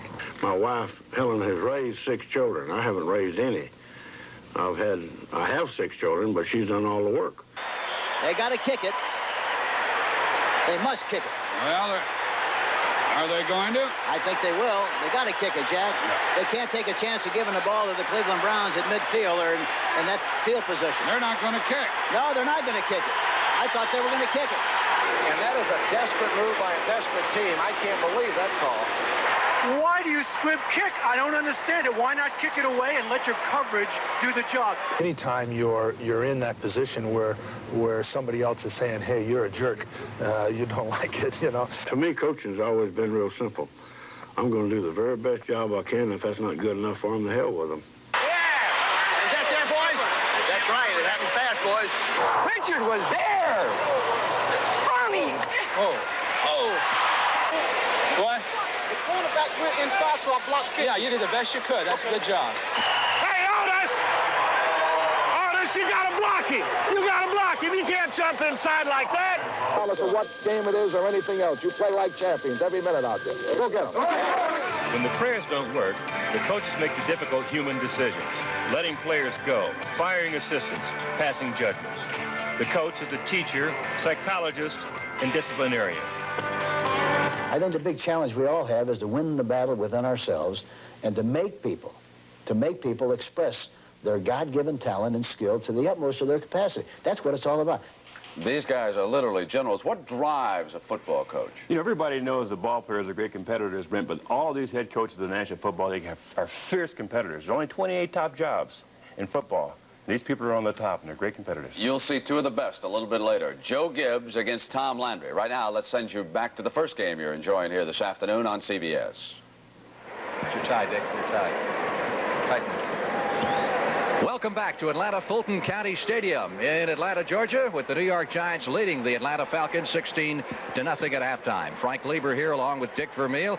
You've got to be impressed by the Giants here in the first half. Despite what you've seen the last couple of weeks, the defense has racked up an interception, a fumble recovery. They've had a goal line stand. Pretty good job.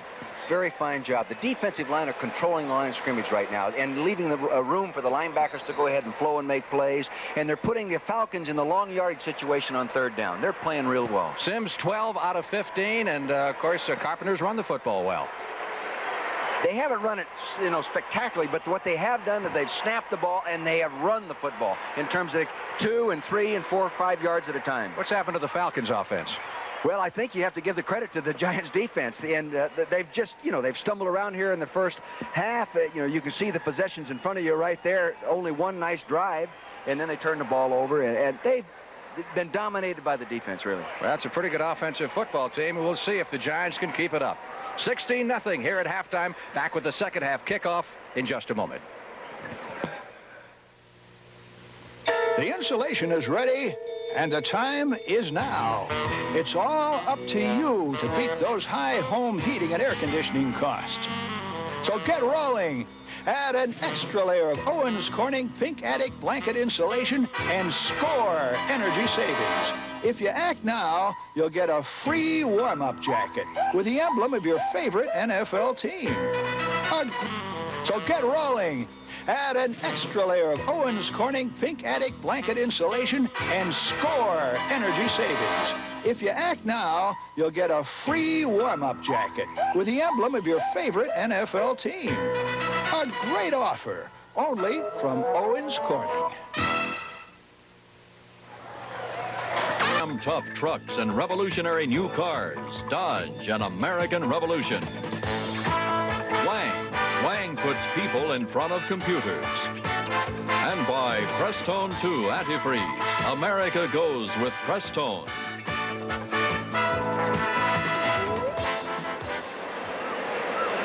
Second half about to get underway here at Atlanta Fulton County Stadium.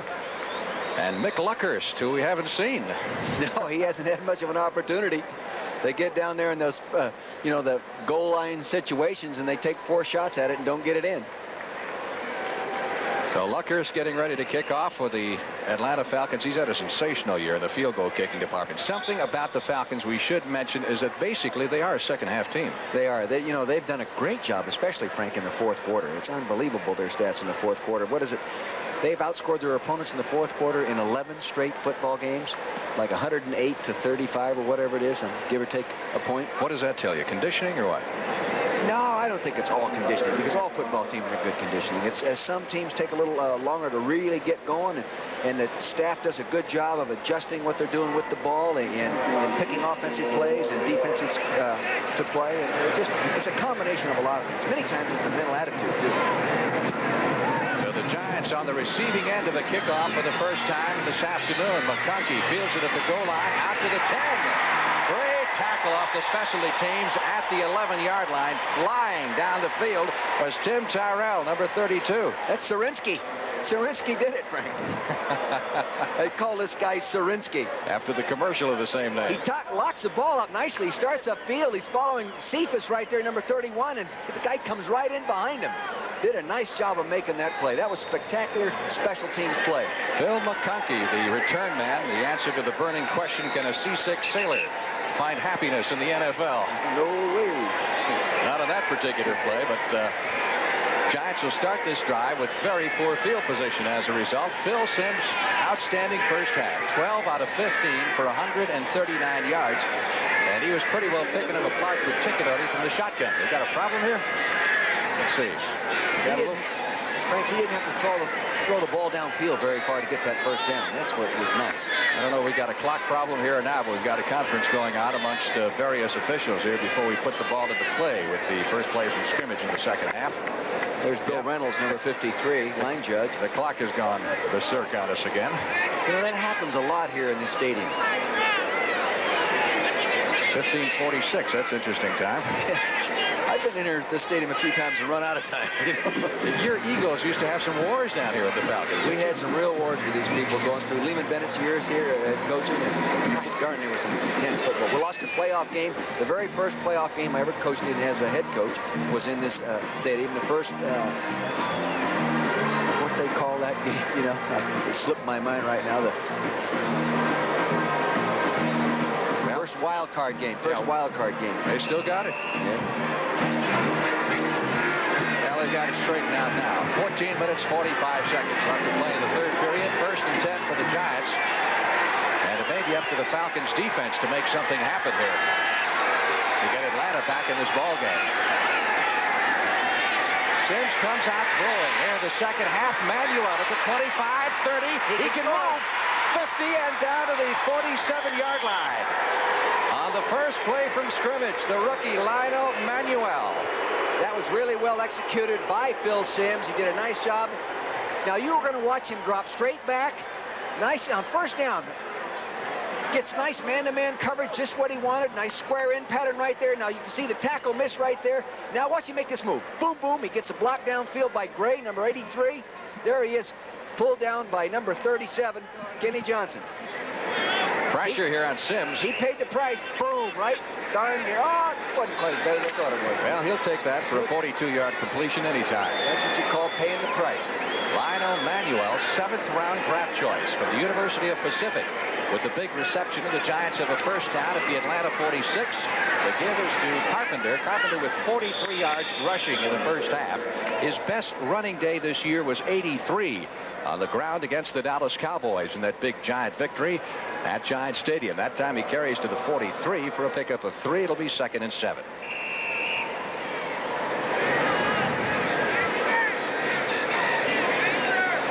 Giants leading 16-0. Combination offense, defense did the job. Some impressive numbers for Phil Simms so far.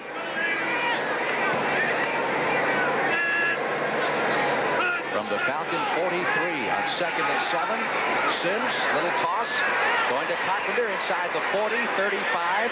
First down at the 33-yard line. John Rady and Buddy Curry, the linebackers for the Falcons, collaborating on the stop. I don't think that Rob Carpenter, number 26, was the primary thought in the quarterback's mind at that time. I think he wanted to go downfield with the ball. The linebackers were underneath it. Good pass defense. Bobby Butler did a nice job overplaying corner. And so he just dropped it off to his running back, getting that positive gain. First and 10 Giants at the Atlanta 33-yard line.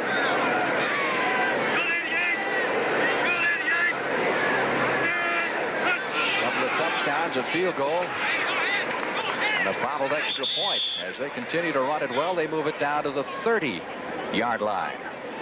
It is warm, temperature in the 80s, and as you can see, Butch Woolfolk sweating it out. Here's Buddy Curry, the middle linebacker, number 50. You can see how it is to play middle linebacker. You're always going to be where the ball is. He finds the ball and he makes the play. He's the leading tackler. He's been the leading tackler for 4 years in a row. Woolfolk 5 carries for 16 yards. You know, Curry played on the same college team as Lawrence Taylor. He did indeed. Pretty good pair of linebackers. I would say so. 2nd and 7 for the Giants at the Falcon 30-yard line. Here's Sims back in the pocket. Sees some running room, finally delivers, had Moat wide open and overthrew him. Good rush. Yeah, good rush. He had to step up inside, and he was running forward, and not used to being a runner in terms of throwing on the move. He just threw it a little too hard. Quarterbacks make that mistake. The ball goes a little further when you're running straight and throw it like a javelin, you know, and he just overthrew it. That'll set up a 3rd down. Still needing 7 for the 1st down at the 30-yard line. Zeke Moat came to the Giants primarily as a blocker, and been doing a lot of catching as well. Curious to see if they play him in a zone coverage right now with this 3rd and 8, or they go to the man-to-man type coverage. Showing blitz, Frank. Sims from the shotgun. He's been successful. Coming after him. Quick throw, Bobby Johnson. Catchable ball, I thought. Yeah, he has to make that catch. He has to go down lower and make the catch, but it's also good coverage by James Britt. Now you can see these people right here are going to come in there and get after him. Number 27 and number 58 going to come in there and create the heat. Therefore, no safeties here. They go ahead and throw the little slant in. Now see him coming up in there. Linemen do a nice job of picking it all up. They throw the slant in. No safeties inside. The ball was low down to the left knee. He doesn't make the catch. 27 Pridemore and 58 Fry that time on the blitz. Ali Haji Sheik from 47 yards away. Gonna be long enough. It is no good. Hook this one. So the Sheik is 1 out of 3 after hitting the 41-yarder just before halftime. And the Falcons dodge a bullet here at Atlanta Fulton County Stadium. Timeout. Dan, Falcons 1st and 10 from the line of scrimmage after the missed field goal attempt, which is their 30-yard line. Their first possession of the 2nd half, they trail it 16-0. Let's see if we can tell what kind of adjustments they've made here at halftime. Bartkowski decides to come out throwing the football. Let's see, is it rolled an incompleted forward pass? Yes. Carson Gardner intercepted that on the bobble. Intended for Arthur Cox, number 88, the tight end, who bobbled it momentarily, and then it fell. I think I'd bobble it if Harry Carson were standing real close to me, too, Frank. And Lawrence Taylor was in the neighborhood as well. You can see at the end of the play right now, he's got it there, and he bobbles it up in the air, and they're almost picked off of there by the safety, number 44, Pete Shaw. Numbers on Bartkowski, 4 out of 10, 68 yards. And, of course, he had 1 picked off. 2nd and 10. Kane in motion. Offside somebody. Downfield and hit hard as he caught the football and wound up in the nickel seats is Stacey Bailey, number 82. So we've got the penalty marker down at the line of scrimmage, which may negate a 21-yard pickup unless they call it against the Giants. I think it was against the Giants. Defense offside, number 75. Refused the penalty. 1st down. These Falcon fans had that much to cheer about. Here's a hit for you. Boy, these kind of fade patterns always create that kind of contact. That's Terry Kennard, number 43, the number 1 pick from last year, coming over to make that. He can really put the leather to you. I mean, the plastic shoulder pad to you. No more leather. No more leather. That moves it to midfield, a 21-yard pickup, one of the longest gains of the afternoon for the Falcons. It is 1st and 10 from midfield. Bailey to the left side. Jackson set in the slot inside of him. Now Benson in motion, and Kane takes the handoff. Short yardage for Kane, maybe a yard on the play. As you saw the H back there, Benson, number 87, trying to lead the blocking. You'll see the man going in motion, number 87, Benson. Now he's going to kick out at the point of attack. He's looking for a man. There's penetration underneath. George Martin, number 75, fouls up the whole play, coming inside out. Nice job by George Martin, the veteran defensive end. Call it no gain. There's Benson, a rookie from Purdue, who's been a find this year for the Falcons, one of the bigger tight ends or H-backs around. I think he is the biggest, believe me. He's 255 pounds. 2nd and 10. It's more like a guard. Yeah. Barkowski. Taylor was blitzing on the play. Pass completed. Alfred Jackson. Great concentration by the veteran wide receiver out of the University of Texas. It'll be a first down at the 35. He has pressure on him here. He's getting back there. He lays it up nicely. Now you can see some little heat coming to the left. He lays it. Good coverage. Everybody on him right there, but he couldn't make the play. Lawrence Taylor does a nice job of getting some heat on him. See him right here. He's being picked up again by an offensive lineman, number 62, Brett Miller. So the Falcons, with their most impressive drive of the day, with the exception of the early moments of the ball game when they drove to the 1 and then were thwarted on a great goal line stand by the Giants. Falcons with a 1st and 10 at the Giant 33. Benson in motion. Barkowski back to throw. Quick flip out to the far sideline. Again to Alfred Jackson. In the neighborhood of the 27, that will be close to a first down. Alfred Jackson is now the number 5 all-time receiver in the history of the Falcon franchise, passing Kenny Burrow, who was the number 5 receiver. He's been a great receiver, made some tremendous plays. There's Barkowski looking to the sideline for the signal, which Dick was talking to you about before. They do it a little different than most teams. Maybe it's a little more complicated. 2nd down, 2. Kane, the running back, should have the first if everything's in order at the 22-yard line before he shoved back Taylor, number 56, and Jim Burt, number 64, defensively, and also George Martin in on that play. You know, yesterday we were talking to Henning about Taylor, and he said in Washington they used Joe Washington to block him. Yeah, I know. You know, Joe Washington's not very big, but he's well built, and he has very fine fundamental blocking technique. And many times people break down in blocking him because they do it poorly from a fundamental standpoint rather than a physical standpoint. As you can see, this has been a problem quarter for the Giants all year. 1st and 10 from the 22. Kane gets a yard to the 21 up the middle. Martin, number 75, on the stop. The fans don't like the conservative call. They feel perhaps the Falcons have bloodied their brows a little bit too much up the middle. That was a nice play by George Martin. You know, he's a 5-time winner of the Byron Whizzer-White Award within the Giant organization, which is given to the player that contributes most to the football team. Seeing a lot more action today because of McGriff's injury. He's normally their pass rushing specialist. 2nd down, 8. Kane has had 14 carries for 28 yards. It's only a 2-yard average, and Barkowski wants a timeout as Arthur Cox took off in motion. I think they were lined up wrong. Timeout here in the 3rd quarter in Atlanta. Falcons have a 2nd down. They need 8 for the first down with the ball just outside the Giants' 20-yard line. Atlanta trailing 20-0. They need to get on the scoreboard badly to get back in this game. Barkowski under pressure delivers. Jackson at the 9. First down, Atlanta. Nice little comeback pattern. That's 3 catches on this drive. Here he is now. He's playing right out to Perry Williams, number 23. Look at him push him deep, shoulders forward. Now watch him come back to the outside line. A little reverse pivot move. Very nice job. Nice job of reaching up there and catching the ball with both hands. No choice. Had to really get up there. Alfred told us yesterday, as Bill Parcells looks on, Jackson said he had a little wager with 3 guys from OU on his football team. He went to Texas, and the 3 rookies, of course, went to Oklahoma. Here's Kane. Trying to sweep, cuts back inside. About a yard or so. But from the reaction of this crowd, every time the Falcons try to run the football, they don't like it. I guess they want them to throw it every down. It wouldn't matter if they're ahead, but they're behind right now, so they don't, you know, they want to interject their own philosophy into the ball game. Riggs is coming back into the lineup for Atlanta, so Kane will come out and limping slightly. So Kane may have been shaken up on that last carry. Looks like he's favoring his right side. He might have hurt his right shoulder. Back in the lineup. 2nd down, 8. the 9-yard line, actually second and goal to go from this point for all intents and purposes. Riggs drives it down to about the 3-yard line. That was the wingback trap by the H-back coming in and trapping, then he broke it all the way back out to the right. Now you can see the wingback coming in motion, see him go in on the nose guard, bang, he gets in there, there's no hole, so he bounces it outside on Cox block, number 88, does a nice job of moving toward that goal line. That'll carry it inside the 1. It'll be 3rd and goal. It looks like Atlanta has regained an edge mentally. They're back after it.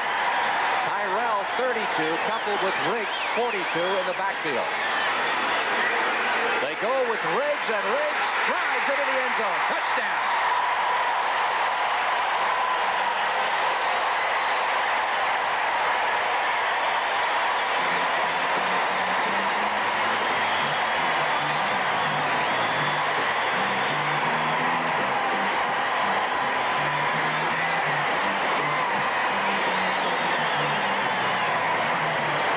Great power, huh? Oh, he's a big, strong back at his size, you know, up there in the 230 pounds. Now watch right here. Carson comes right there and spins him around and doesn't get his arms wrapped around him, and you have to wrap your arms around that big guy like that.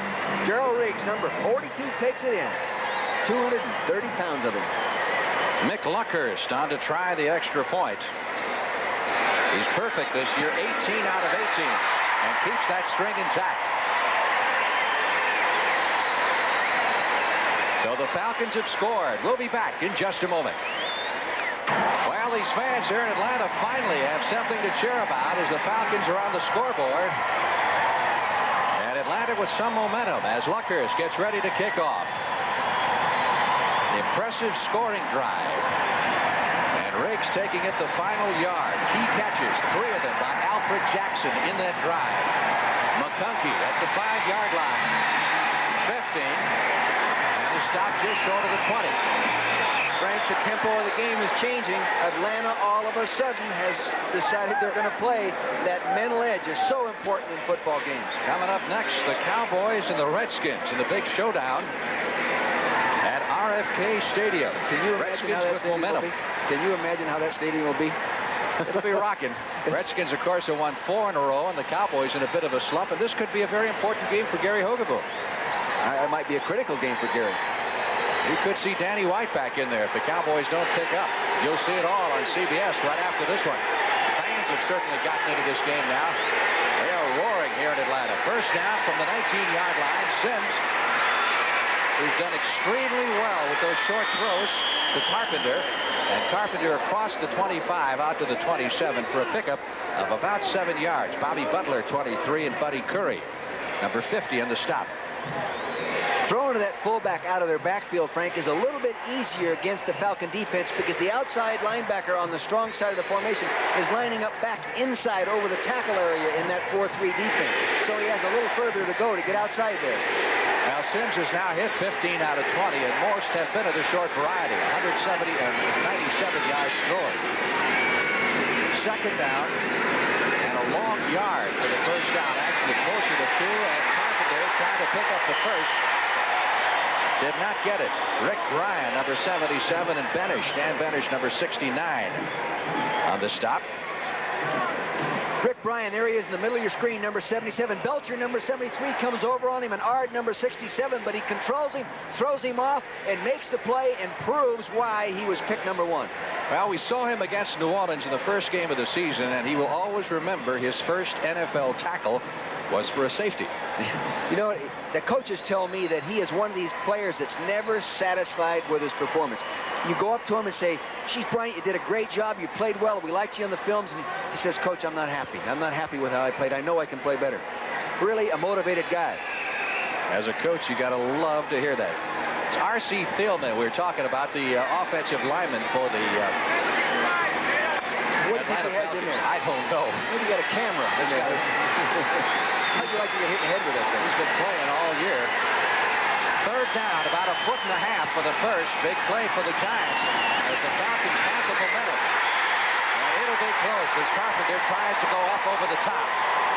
And the Falcons think they've stopped him. Al Richardson, 56. You know, this comes down to a matter of placement.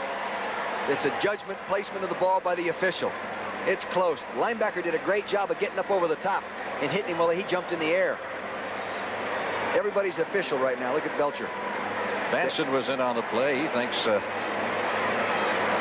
Thomas Benson, in fact, both Bensons, Brad Benson of the Giants, they both think that they got it. They didn't get it.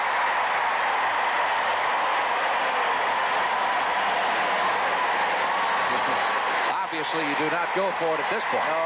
No way. But you can feel and you can see as you watch the players come off the field and on the bench and all that, there is a different psychological momentum change in their minds right now, Frank, than with the team that we watched in the first half. They're not the same group. Willie Curran, number 89, who has replaced Billy White Shoes Johnson as the punt returner. For the Atlanta Falcons waiting. Jennings got a 48-yarder off, and this will be close to that. Curran lost the ball at the 25-yard line. Mad scramble for the football, but I believe he did get it back. Yes. They could almost call interference there, I think. You've got to give that receiver room, don't you? Yeah, and he's up there. He's going to try to catch a football, but, well, it's actually his own people that interfered. You can see Flowers, number 37, diving in after there, but he couldn't get there quick enough. 45 yards on the punt. We'll be back shortly. The Atlanta Falcons defense getting a breather after having stopped the Giants on that 3rd and short yardage. Now watch as their offensive brethren go to work. 1st and 10 from the 25-yard line. Giants lead at 16-7, but the momentum right now is with Atlanta. Swings it out to Riggs, and Riggs takes several Giants head on and gets maybe a yard or two. Riggs, thus far since coming into the ball game, has picked up 31 yards rushing in 5 carries, averaging better than 6 yards a rush. And Kane, in 15 carries, had picked up only 29 before going out hurt. Bring you an update on the Bears and the Cardinals. 3rd quarter action. Looks like a good one. Those are 2 very fine NFC teams. We saw both of them, and they're both capable of winning divisions. And the Cardinals will be involved in one of our big games next week on CBS as they take on the Washington Redskins at Busch Stadium. Cardinals want to prove they can beat the Redskins. They found a way to beat the Cowboys. Now they want to make that other step. 2nd down, 8 for the Falcons. At their 26, they go with the draw to Riggs, takes it to the 29 for a pickup of 3 yards. Harry Carson, number 53. On the stop. Time remaining in quarter number 3, right at 4 minutes and counting. There's the veteran Carson. He is a player. I'll tell you, if I were going to start a new franchise tomorrow as a head football coach and I was going to pick one inside linebacker to play for me, I would take him. As he is now or at his prime? As he is right now. He's a football player. Now, there are those who say he may be a little past his prime. No, I don't believe that. 3rd down, 6 needed for the 1st down. Falcons at their 29-yard line. Riggs sore ankle and all. Bartkowski throws. We get a penalty. Someone got a piece of it at the line of scrimmage. Jim Burt, number 64. If it is against the Falcons for holding, I'm sure the Giants will decline because it was a 3rd down play. And that will force the Falcons into a punting posture. Offensive holding, number 61. Decline a penalty. It's 4th down. The word on Lynn Kane is that he suffered a thigh injury. It's uncertain if he'll return.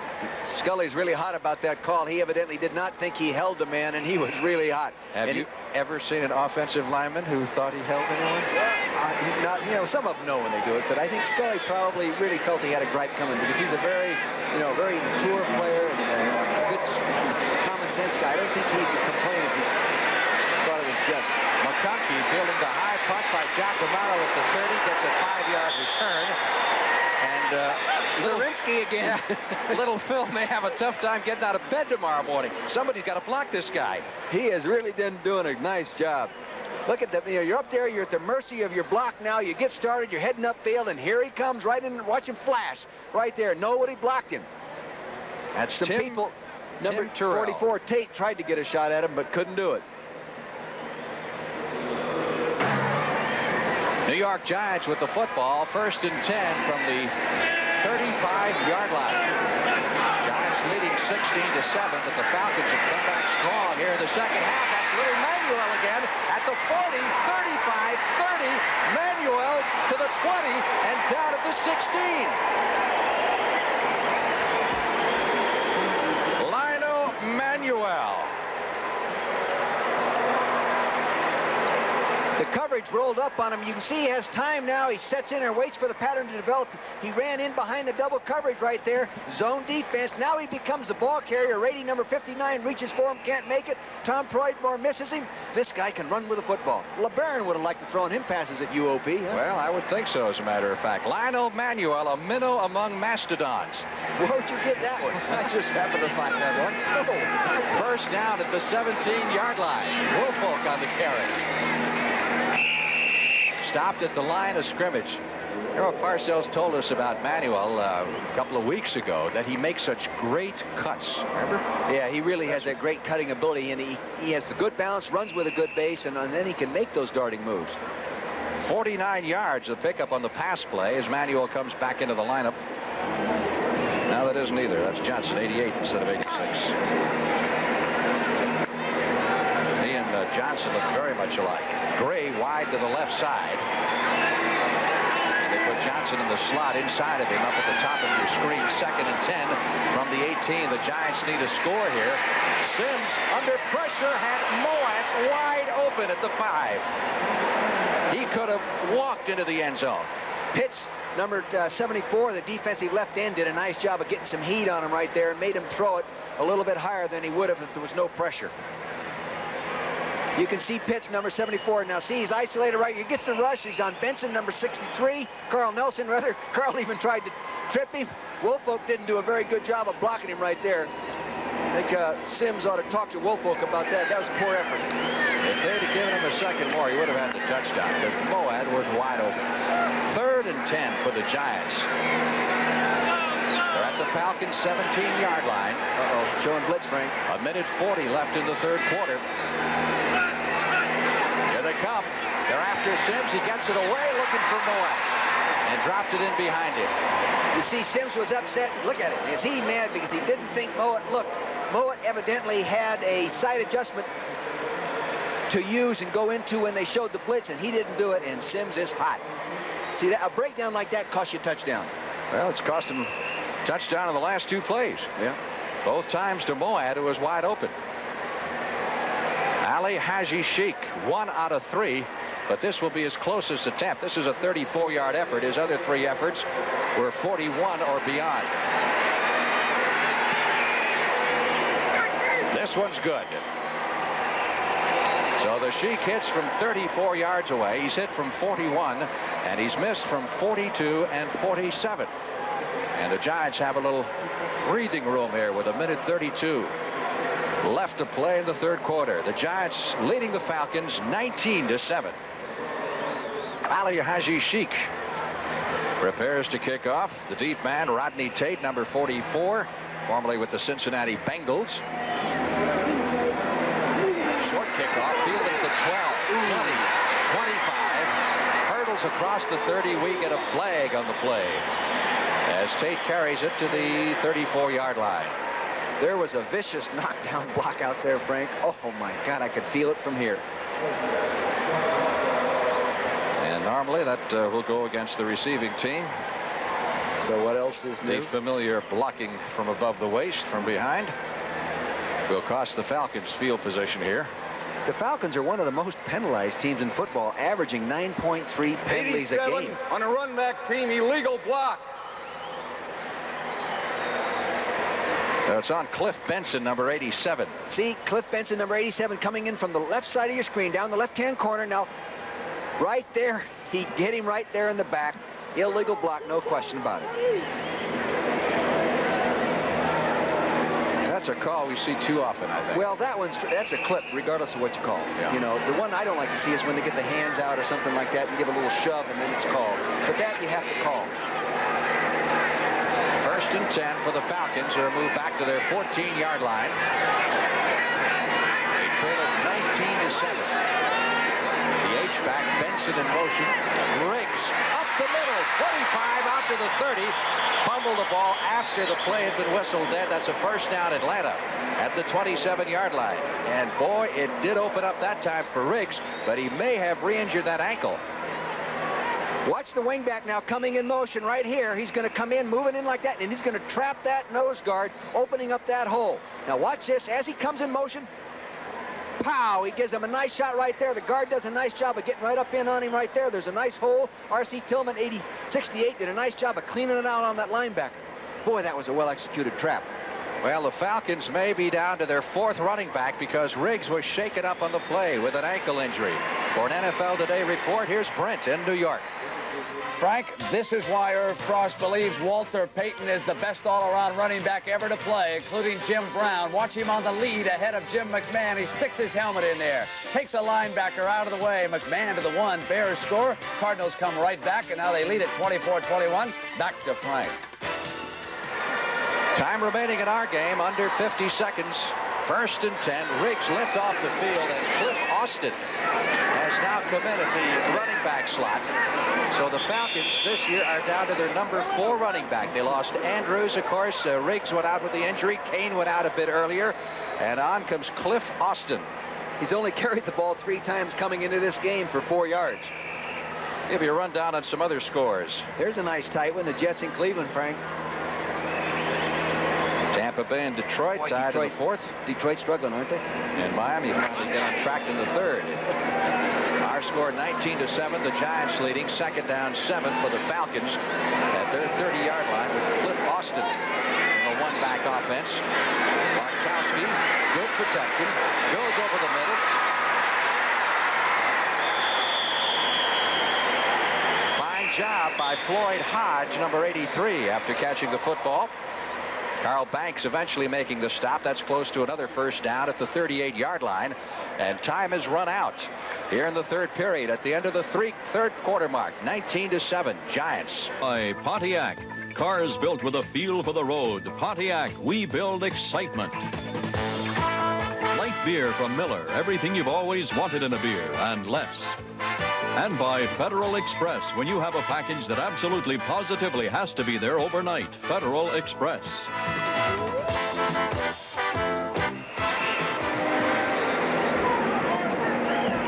Here in Atlanta, they say that the 4th quarter belongs to the Falcons. We'll show you why in just a second as Gerald Riggs returns to the lineup. Ankle injury and all, replacing Cliff Austin.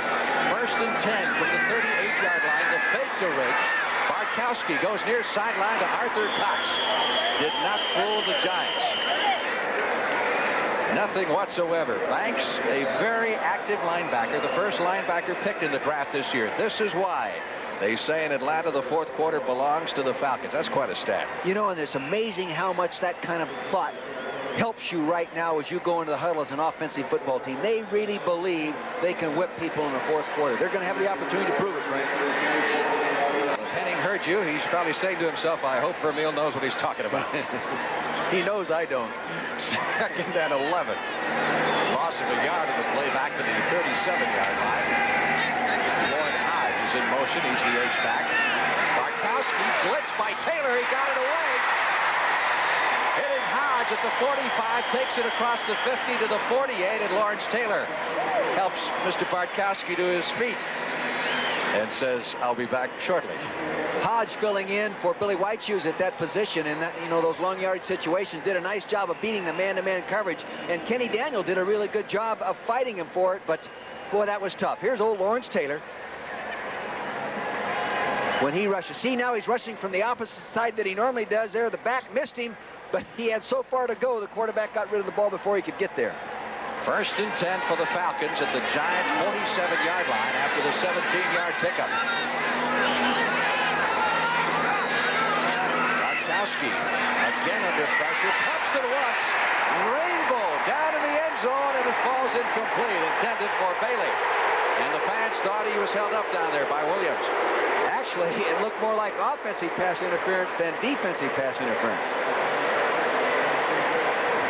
Perry Williams did a nice job. His body right there. Now the offender's trying to go through him there. See the offensive player there, Stacey Bailey, 82, actually tried to go through his body for the ball. Williams has been a big surprise this year for the Giants. He was a 7th-round pick a year ago from North Carolina State. Broke his foot before the season started. Was on injured reserve all year, and he plays pretty good pass defense. You know, when we saw him against the Rams, he played corner that day as well as we saw anybody play corner. You know, and he's the Atlantic Coast Conference 200-meter sprint champion, and has beaten a lot of the guys that were in the Olympic Games. 2nd and 10, Falcons. At the Giant 47, again, Hodge in motion. They go with Riggs. Boy, is he low as he goes through there. Isn't he? His shoulder pads down, those knees coming up, pumping, not giving you much of a target to hit. Takes it to the 41-yard line. Good for 6 in the play. Harry Carson, number 53, stops him. Riggs, former #1 draft choice out of Arizona State, got his big chance this year when William Andrews was injured and responded with that great opening day game against the New Orleans Saints. He's a tough player, too, coming out of Frank Cush's program at Arizona State. You know, they come out of there pretty tough. Third down, let's call it a short 5 for the first down for the Falcons at the Giant 41. This time Jackson in motion and someone offside. Well, it looked like maybe Van Note snapped the ball early. Now, I don't know if that's true or not. But...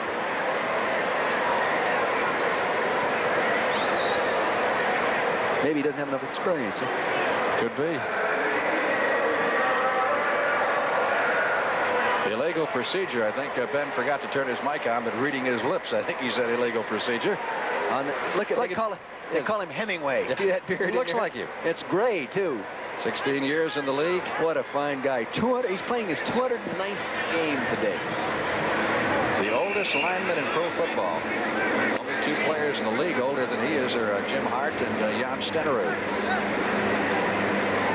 Third down. And after the penalty, they're looking at 10 yards for the first down from the 47-yard line of the New York Giants.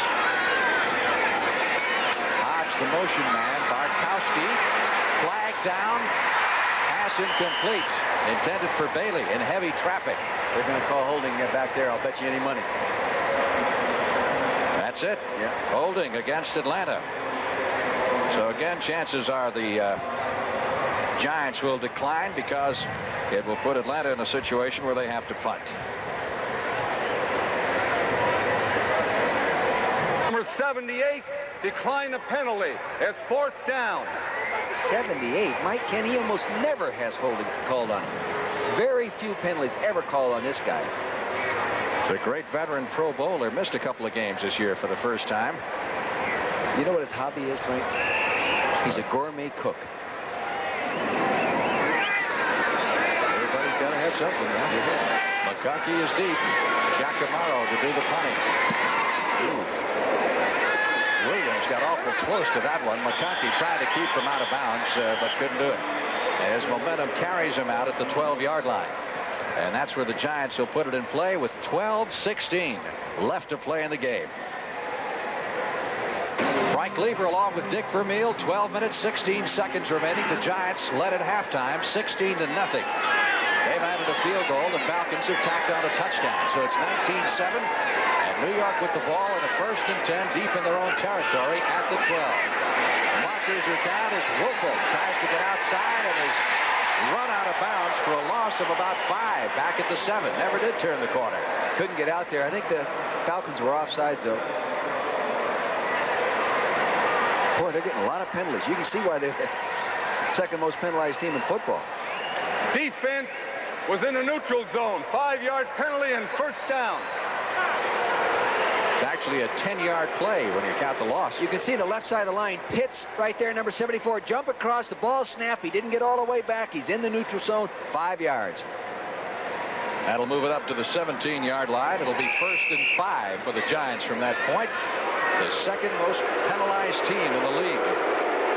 And that'll catch up to you sooner or later. Cost you a ball game or 2. The Giants have got to start making some 1st downs now. Johnson in motion, number 88. Sims to Carpenter. Nice cutback that time by Carpenter, and he's very close to the 1st down yardage at the 22-yard line. He did a real nice job of blocking and rather cutting back on it. Looked like he was going to go outside. The defense started flowing, and back he went. Take a look at Don Smith here, number 65, trying to defense that play. William Roberts is turning him out. Now watch, he's fighting. He's mad. He's going to get, hey, get out of my way. Now he's going to pull the helmet off. Son of a gun, I'm mad, he said. Lyle Alzado Jr. Yes. Mr. Roberts wondering what happened to his hat and just hoping that his head didn't go with it. Oh, my gosh. 1st and 10 from the 23. Giants trying to work on the clock. Carpenter stumbled and fell as he hit the line of scrimmage. And it'll be 2nd and 10. This giant offensive line, Parcells says, I don't want any more small guys. Bring me the elephants. So he's got those baby blockers across from left to right. They go 270, 270, 280, 285, and 276. And that's early in the year. Sometimes during the season, they go ahead and put on a couple pounds. Got a player shaken up, and I don't have his number for you right now. I believe it's Zeke Moat, the tight end, having his right knee looked at. We've got a timeout in Atlanta. Zeke Moat, the Giants, getting his right knee worked on. Here's how it happened. You can see Pitts, number 74, is going to rush to the outside. Now, Moat sliding inside, trying to help. You don't see anyone hit his knee. Evidently, he just caught it wrong. The cleats in the turf and twisted it, and he's walking off right now, and I don't think it'll be a serious injury. And looking on with great interest, there's Eddie LeBaron, the general manager of the Atlanta Falcons, maybe the smallest starting quarterback in the history of the NFL at 5'7". Says he's getting about 3 phone calls a week now. People asking him about Doug Flutie. Wondering if he can play. One player one time walked into him and said that he didn't think that Eddie could understand what it was like to be an NFL player, not realizing he was one. Now Flutie's not much bigger than that, maybe 5'9" or so. Carpenter on the carry on 2nd and 11 is dropped for a loss back at the 20-yard line. They ran a safety blitz in there and had everybody coming up inside. There was no place to go. Tom Mulledy, number 81, has come in at tight end, replacing Moat. Pitts has been very active. The Rams putting it on New Orleans pretty good. Coming back off that loss last week to Atlanta. Miami leading Houston. Kansas City and San Diego in a tight one. Philadelphia doing well. 3rd down and 14. Next week, the Giants and the Eagles in one of our key CBS games that many of you will be watching. On 3rd and 14, Sims on the rollout, looks downfield and trying to hit Manuel. Good defense by Britt. Number 26, James Britt with the knockdown. And we got a little altercation back at the line of scrimmage. There's just one red shirt in there, and then Pitts comes in too. Right in the middle of that thing, Kenny Johnson. Yeah, Kenny Johnson, the defensive back. At 5'11", 172, I think the best thing you could do is backpedal in that situation. Get out of there. Those guys are too big. It's a twig in there in a land of tree trunks. Yeah. Get out of there. No flag. It'll be 4th and 14. Great job of pass defense by James Britt. One-on-one, there was a safety blitz up inside. He had to cover the man by himself, and he did an excellent job of doing that.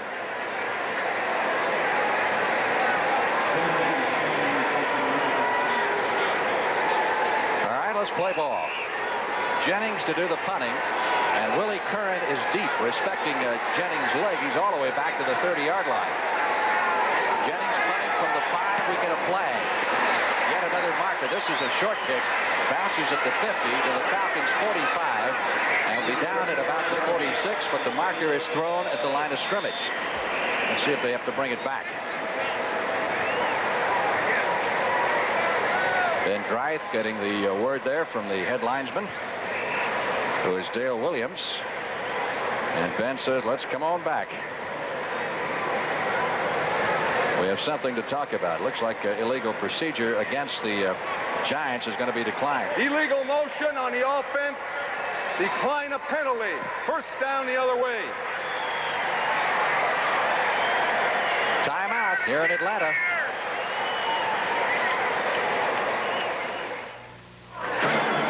Ten minutes, 3 seconds remaining. Bobby Butler, the Falcon defender, came to the sideline. Might have pulled a hamstring on that last series.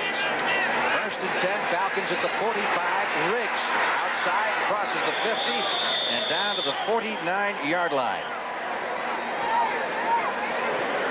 Reminds you a little bit of O.J. Anderson, who we saw last week with the Cardinals. He's a little bit shorter, but he runs about as hard. Yeah, he runs as hard. No question. He doesn't have as much experience, of course, but I don't know how important experience carrying the ball is. He's working on a bad ankle. He went out once favoring that ankle. But with Kane hurt, suffering a thigh injury, Riggs is going to have to do it, bad ankle and all. He's the kind of guy that once the ball gets under his arm, he probably forgets about the pain. 2nd and 4 for the Falcons at the Giants' 49. Another flag. Riggs takes the short toss. Gets a couple of yards to the 47-yard line. As the blocking caved in on him rather quickly. Gary Reasons, number 55. And Carl Banks, number 58 on the stop. Hey, Parcells may have found something in Banks today. He's been active. Well, you know, he's been waiting for his opportunity to play, and now he has it. He better take advantage of it.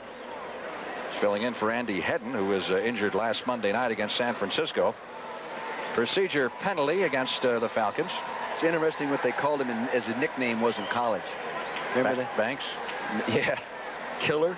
Killer. Because his summer job was working as a grave digger. Can you believe that? I never heard a guy having that kind of illegal formation on the offense. Illegal formation. That's a 5-yard walk-off. Will move the Falcons back to the 47-yard line. They've been penalized 6 times for a total of 30 yards. Coming up next, Cowboys and the Redskins, the battle for supremacy in the NFC Eastern Division. Dorsett's going to have a hard time getting his first 100-yard game against those people. Oh, they do defense the run well. Keep in mind, the Giants just 1 game behind with a record of 3-3. They lead this one 19-7. Falcons with a 2nd and 9. And that's Austin. Number 39, we got another flag. That's 3 flags in a row in as many plays. I think they're going to call him for hooking. Let's see. So he's given Riggs a breather. Riggs may be troubled a little bit by that bad ankle. Cliff Austin, actually the 4th string running back for the Atlanta Falcons, getting his opportunity because of injuries to the 3 guys ahead of him. As Ben Dreith unravels this. Offensive holding number 57. The self-destruct job on this drive here by the Falcons. 57, Jeff Van Moot. There he is. You know, we were told, has kept a diary of every day that he has spent in the National Football League, and they've had people approach him that thought to make a great book, but he doesn't want to do it. Dan Henning offered him $500 for it, and he wouldn't sell it to him. Hodge, number 83, comes in as the H-back in the pass set as Henning looks on. Henning says we plan our work, then we work our plan. And that second phase is not going real well for him right now. Not so far. 9 minutes, 5 seconds left to play in the ball game. 2nd and 19 for the Falcons, who've been shoved back to the 35 by 3 successive penalties. Barkowski looking for help, gets rid of it to Arthur Cox, the tight end over the middle, gets 7. Out to the 40-yard line. Yeah, that's the 2nd helmet knocked off today or pulled off, isn't it? Fasten your chin strap when you play that Giants defense, as they will knock it right off your head. It's Arthur Cox. He needs a little repair, apparently. Cliff Austin was standing right next to him. I think Cliff made a mistake. You never have 2 receivers that close together. Cox was a free agent last year. Another fine for the Atlanta Falcons. Now 3rd down. He had knee surgery in August. Arthroscopic knee surgery. Yeah, and came back in time for opening day. 3rd down, 14 from the 41 of the Falcons. Barkowski got a man open. On the near sideline throw, the pass completion to Alfred Jackson, who is the key man in the only touchdown drive that the Falcons have had. Here's Alfred coming off in the middle of your screen, sprint, nice technique. Now watch him pivot back to the inside, slide to the outside. The only thing he did is he ran a little short. Go get that 1st down, kiddo. Not enough. Not enough. He was run out of bounds at the 49. They needed to reach the 44 of the Giants for the 1st down. So it'll be 4th and 5 for the Falcons. How much time do we have left here? Well, we got 8 minutes and 12 seconds. This might be a little bit early to go for it. Huh? That's what I was asking. Yes. Austin is the setback. Hodge in motion. The fans love the call, as they always do. Barkowski needs 5 for the 1st down. And the Falcons have turned it over. So the gamble by Henning has failed. And the Giants will come up with excellent field position at their own 49. Gary Reasons doing a great job, number 55. And I'd have to question for him going forward with this much time left in the game. Timeout.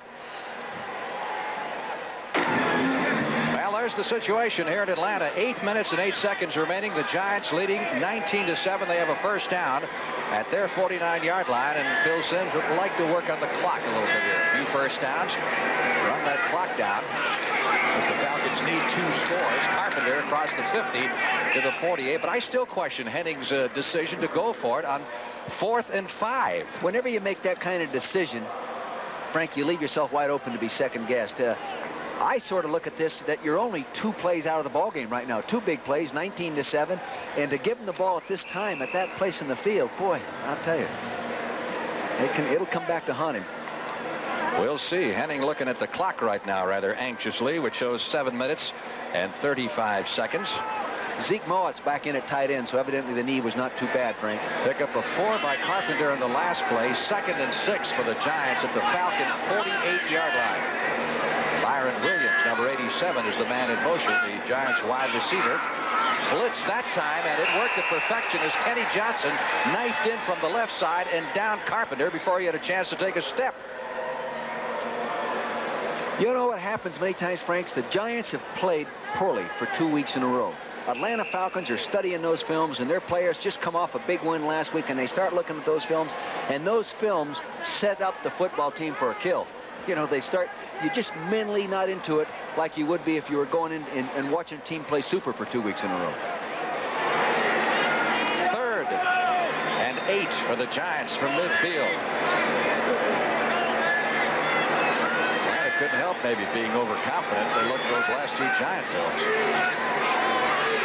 Again, pressure on Sims. Steps up in the pocket, trying to get rid of it. Throws the football downfield. Ernest Gray reaches up. See if he was in bounds. I don't believe so. They rolled, he caught it and came down out of bounds.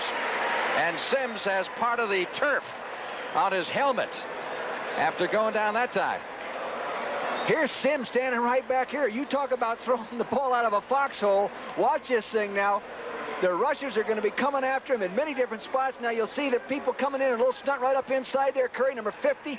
That rush coming around the outside. Pitts, number 74. He's standing in there, and he lets it go. Unbelievable how he got rid of that football. Back to live action. The punt by Jennings and the fair catch by Curran at the 15-yard line. 35 on the punt. And the Falcons will put it in play at their 15 with 6 minutes and 18 seconds left to play in the football game.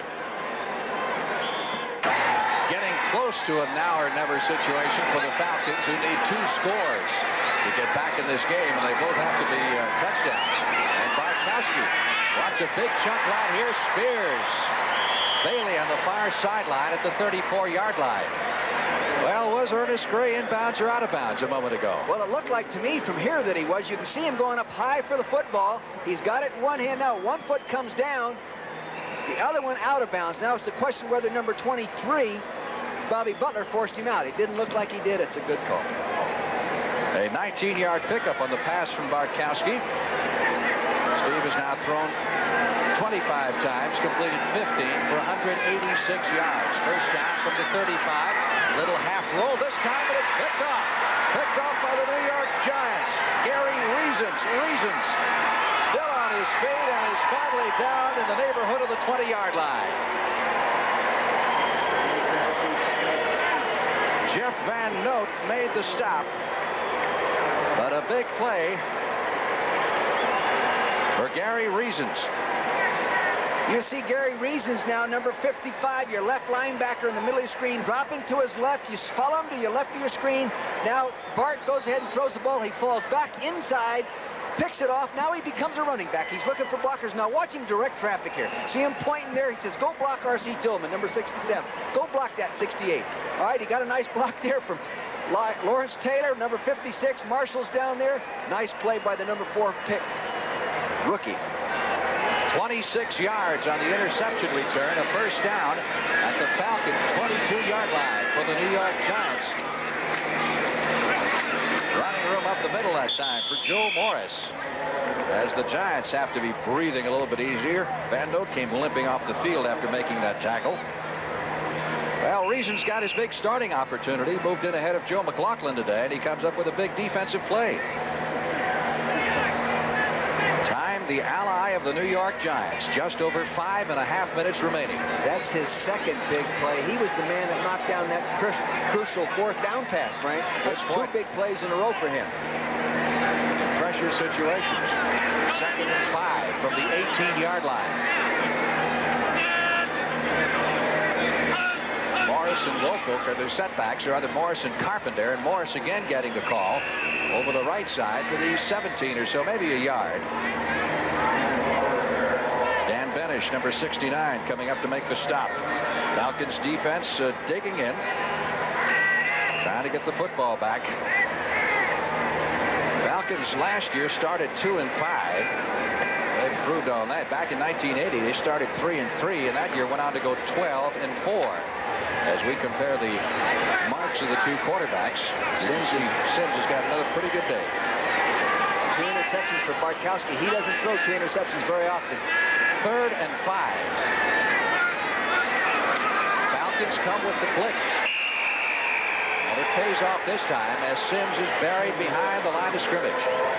I think he should have audibled out of that if he could, because he could see that blitz coming, Frank. You could see it up here, and to run that kind of play into that kind of defense is just no way. Big field goal attempt coming up here, because if Ali Haji Sheikh hits this one, it means that the Falcons are going to have to score 3 times to pull this one out. And that's a little bit unlikely, you would think, just over 4 minutes to go. There's the book on the Sheikh so far today. He's had opportunities, as you can see. 2 out of 4. Spotted at the 29, 39-yard kick. Flag down. Kick good. Penalty on the play.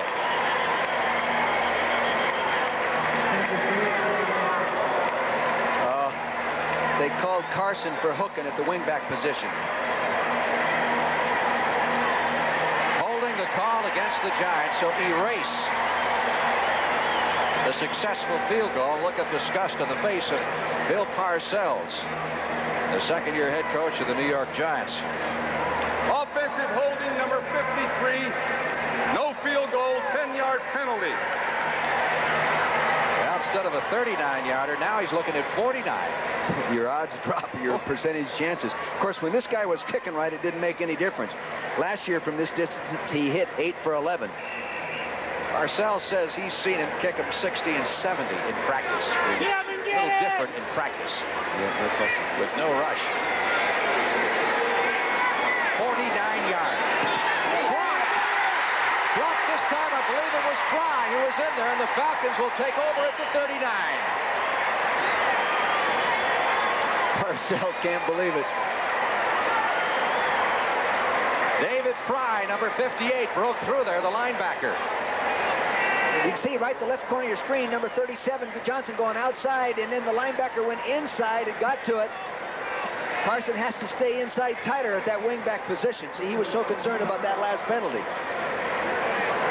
That may have made the difference at that point, so a big play on the specialty team from Fry. You can see on the end zone right there that Fry jumped in between the tight end and the wingback to make that play. Falcons with 3 minutes and 50 seconds remaining in the game take over at their 39. You'll see that Kenny Johnson right here rushes to the outside of Carson, and then David Fry inside hits that crack right there. Right here, Carson takes the choice and goes for the outside guy, clears the lane inside as he jumps over. Now watch Fry, number 58. See him jump over the inside there, reaches up and gets that ball. That gives the Falcons some life. David Fry with the big play. Atlanta with a 1st and 10 at their 39. They still need to score twice. 2 touchdowns to pull this one out. Under 4 minutes to go. Riggs on the far side to about the 45-yard line. Picked up 7 or 8 on that play. New York's doing a good job of taking away the deep patterns downfield and forcing them to throw those little short stuff. And you've got to complete a lot of those, Franks, to get in the end zone. And when you have to get in the end zone twice inside of 3.5 minutes, you got some problems. You better get your motor running. 2nd down. They need 2 for the 1st down. Falcons at their 47-yard line. Bartkowski, he wants more than the 2. Goes over the middle. Cox, the tight end, has enough for the 1st down at the Giant 49. Hurry-up offense here by the Atlanta Falcons. No huddle as they bring it up to the line of scrimmage quickly. They move the chains. Clock moving. 2:55. back to launch it.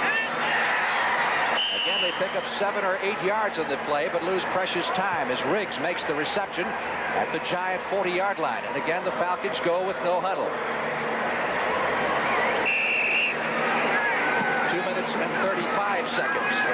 Riggs on the run to the 35-yard line. Another first down for Atlanta, but again, precious time eroding.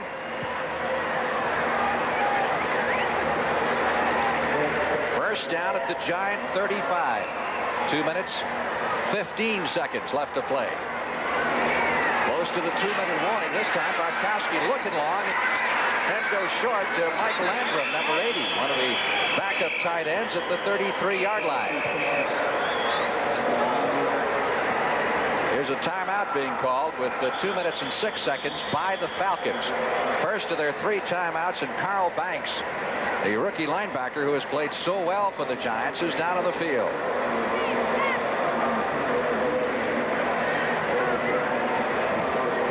Reminder, next Sunday, got something very special for you. America's Marathon Chicago. The likes of Joan Benoit, Olympic champion, Carlos Lopes, Olympic champion, and they've turned up with a great feel for that particular race. Our director, Bob Fishman's going to be there. I didn't even know he was a runner, did you? No. Yeah. I don't think he's going to go there and run. No, that's right. He's going to direct it. Don't get nearly as winded sitting in that truck. I think Banks has a cramp. Good day for it, I'll tell you that. Other scores, Rams still leading New Orleans by a comfortable margin in the 4th period. The Jets and Cleveland in a squeaker. That's also in the 4th quarter. New England a field goal ahead of Cincinnati. Indianapolis has now scored on Philadelphia, so that's a 13-7 ball game. And St. Louis now 10 points ahead of the Bears. Looks like he does have a cramp. For an NFL Today report, let's go to Brent Musburger in New York. Frank, 4 seconds to go in the Silverdome. Tampa Bay setting up a field goal that will win it, but O'Reary pulls it to the left, and now Detroit and the Buccaneers go into overtime, and John McKay's kicking game is still betraying him. Let's go back to Frank. Take a look at the knee brace that a lot of these players wear now, and it's prevented a lot of serious injuries. Had to call the Anderson brace. Yeah, Bill Parcells told us he's had a player bring one in and show him all bent around, and the doctor said if he hadn't had that brace on, he'd been operated on. Second down 6 for the Falcons at the Giant 31 as we go back to play. 2 minutes left in the game, and Bartkowski is sacked. Pressure that time by George Martin. Number 75 comes up with a big sack at the 41-yard line. Now watch George Martin coming here, number 75. He's on Brett Miller. Now watch right here. He throws to the outside now and just jumps around him right there. Brett Miller didn't take him deep enough to turn him loose that way. He had to keep pressuring him outfield. Didn't do it. Boy, when the Giants are in trouble, they rely on that defense for the big play, and has it ever come through for them today? 2-minute warning going to both benches. Back in Atlanta in just a moment. Exactly 2 minutes left to play in this football game. The Giants leading 19-7. The Falcons have a 3rd down upcoming. They need 16 for the first down at the Giant 41, and the Falcons have 1 timeout left. And it's beginning to look a little bleak for the boys from Atlanta. The Giants, of course, have all their timeouts.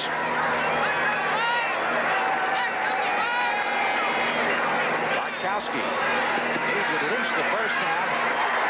Jackson to go long. Jackson at the goal line. It's intercepted in the end zone. Perry Williams comes down with the interception in the end zone, as that time Bartkowski put up a prayer. And that could conceivably be the last hope for Dan Henning, his best friend across the way, Bill Parcells. They normally talk, but Bill said he hadn't called this week for some reason. This is a dash pass when they're going to come straight back. Now slide out there to his right. See, like that? He's out there where he doesn't get any rush. He's away from it. He pumps. He lays it up deep, but he didn't see the defender coming from the backside of the play. Now watch him flash right in there. There he is, makes a nice play. I don't know really who was showing it to there, do you? I think it was just a prayer. An absolute prayer, hoping that something would happen. There's Perry Williams. He's excited about getting that interception. That's his first one of the year. Well, he likes the easy ones, too, right? He doesn't sit out there and wait for that thing to come down. 1st and 10 for the Giants at their 20-yard line after the touchback. Falcons have 1 timeout left. Carpenter wants to make sure he hangs onto the football. I'll tell you, Falcons just can't win 2 in a row this year. They just haven't been able to do it. Coming up next, just a few minutes away, Cowboys and the Redskins. Cowboys have had some real problems with their wide receivers after all the people they've lost. Gary Hogeboom has not thrown a single touchdown pass to a wide receiver this year. If he's going to beat the Skins, he better throw 1 or 2 today. Well, time running out on Dan Henning and the Atlanta Falcons. They get the Rams again next week on a Monday night game. And Steve Bartkowski with a very frustrating afternoon. 19 out of 31 for 211 yards, but uncharacteristic. 3 interceptions. 2nd and 10. 1 minute left to play in the game. Carpenter is drilled behind the line of scrimmage for a loss in the play. The executive producer of the CBS coverage of the NFL, Terry O'Neill. Our producer, Chuck Milton III. Our director, Bob Fishman. Associate producer, Richard Drake. John McCrae, Pierce O'Neill, Kelly Neal, and the rest of the people help make this one possible for you. Coming up very shortly, Cowboys and the Redskins. Might be interesting to point out what Bill Parcells told us about his wife yesterday, that she was not going to watch this one on television. She was going to drive out in the country around, what was it, West Point, and just forget the football game and look at all the foliage and the colors in the trees and try to enjoy it Sunday. So she probably has no idea what the score is right now. Well, I think she cheats. I think she'll cheat. I think she's going to know what the score is. But very few people really know what a coach's wife goes through in regard to a football season and then every Sunday. It's every bit as tough on those gals as it is and the kids too, because you know, your kids catch it at school when things don't go well. Tonight on CBS, we're back to the regular Sunday night lineup, and it's a beauty. Only new show in there is Murder, She Wrote, which is just a great new show with Angela Lansbury. So the Giants simply running out the clock here. They'll go 4-3 in the season, and the Falcons will go 3-4. Joe Morris on the carry. On 3rd down, needing 11 for the first down. Gets just a yard, but no timeouts left for the Atlanta Falcons. They will not have an opportunity to stop the clock, and you see the final seconds ticking away as the Giants came out strong offensively and defensively at a great goal line stand. They had 3 interceptions, a fumble recovery. The offense was blended today. They ran the football well. Sims threw it exceedingly well, and it all added up to a 19-7 victory. It's going to be a great flight home for New York. It'll be a great flight. I think this man deserves a great flight. He's gone through some heck the last few weeks, and a fine guy, and the whole football team rallied today. And you know what? Watch Atlanta. Next Monday night, they'll play like a son of a. Yep. And maybe the Los Angeles Rams will take the wrath. So this one is ended, and the Giants win it 19-7, and New York right in the thick of things in the NFC Eastern Division race. Just 1 game behind the Redskins and the Cowboys. Yeah, it's really tight. A great afternoon all the way around for the New York Giants, coming off 2 dismal performances. For Dick Vermeil, this is Frank Lieber saying so long from Fulton County Stadium in Atlanta, Georgia. Big victory for the New York Giants. Stay with us now as the Dallas Cowboys battle the Washington Redskins for first place in the NFC.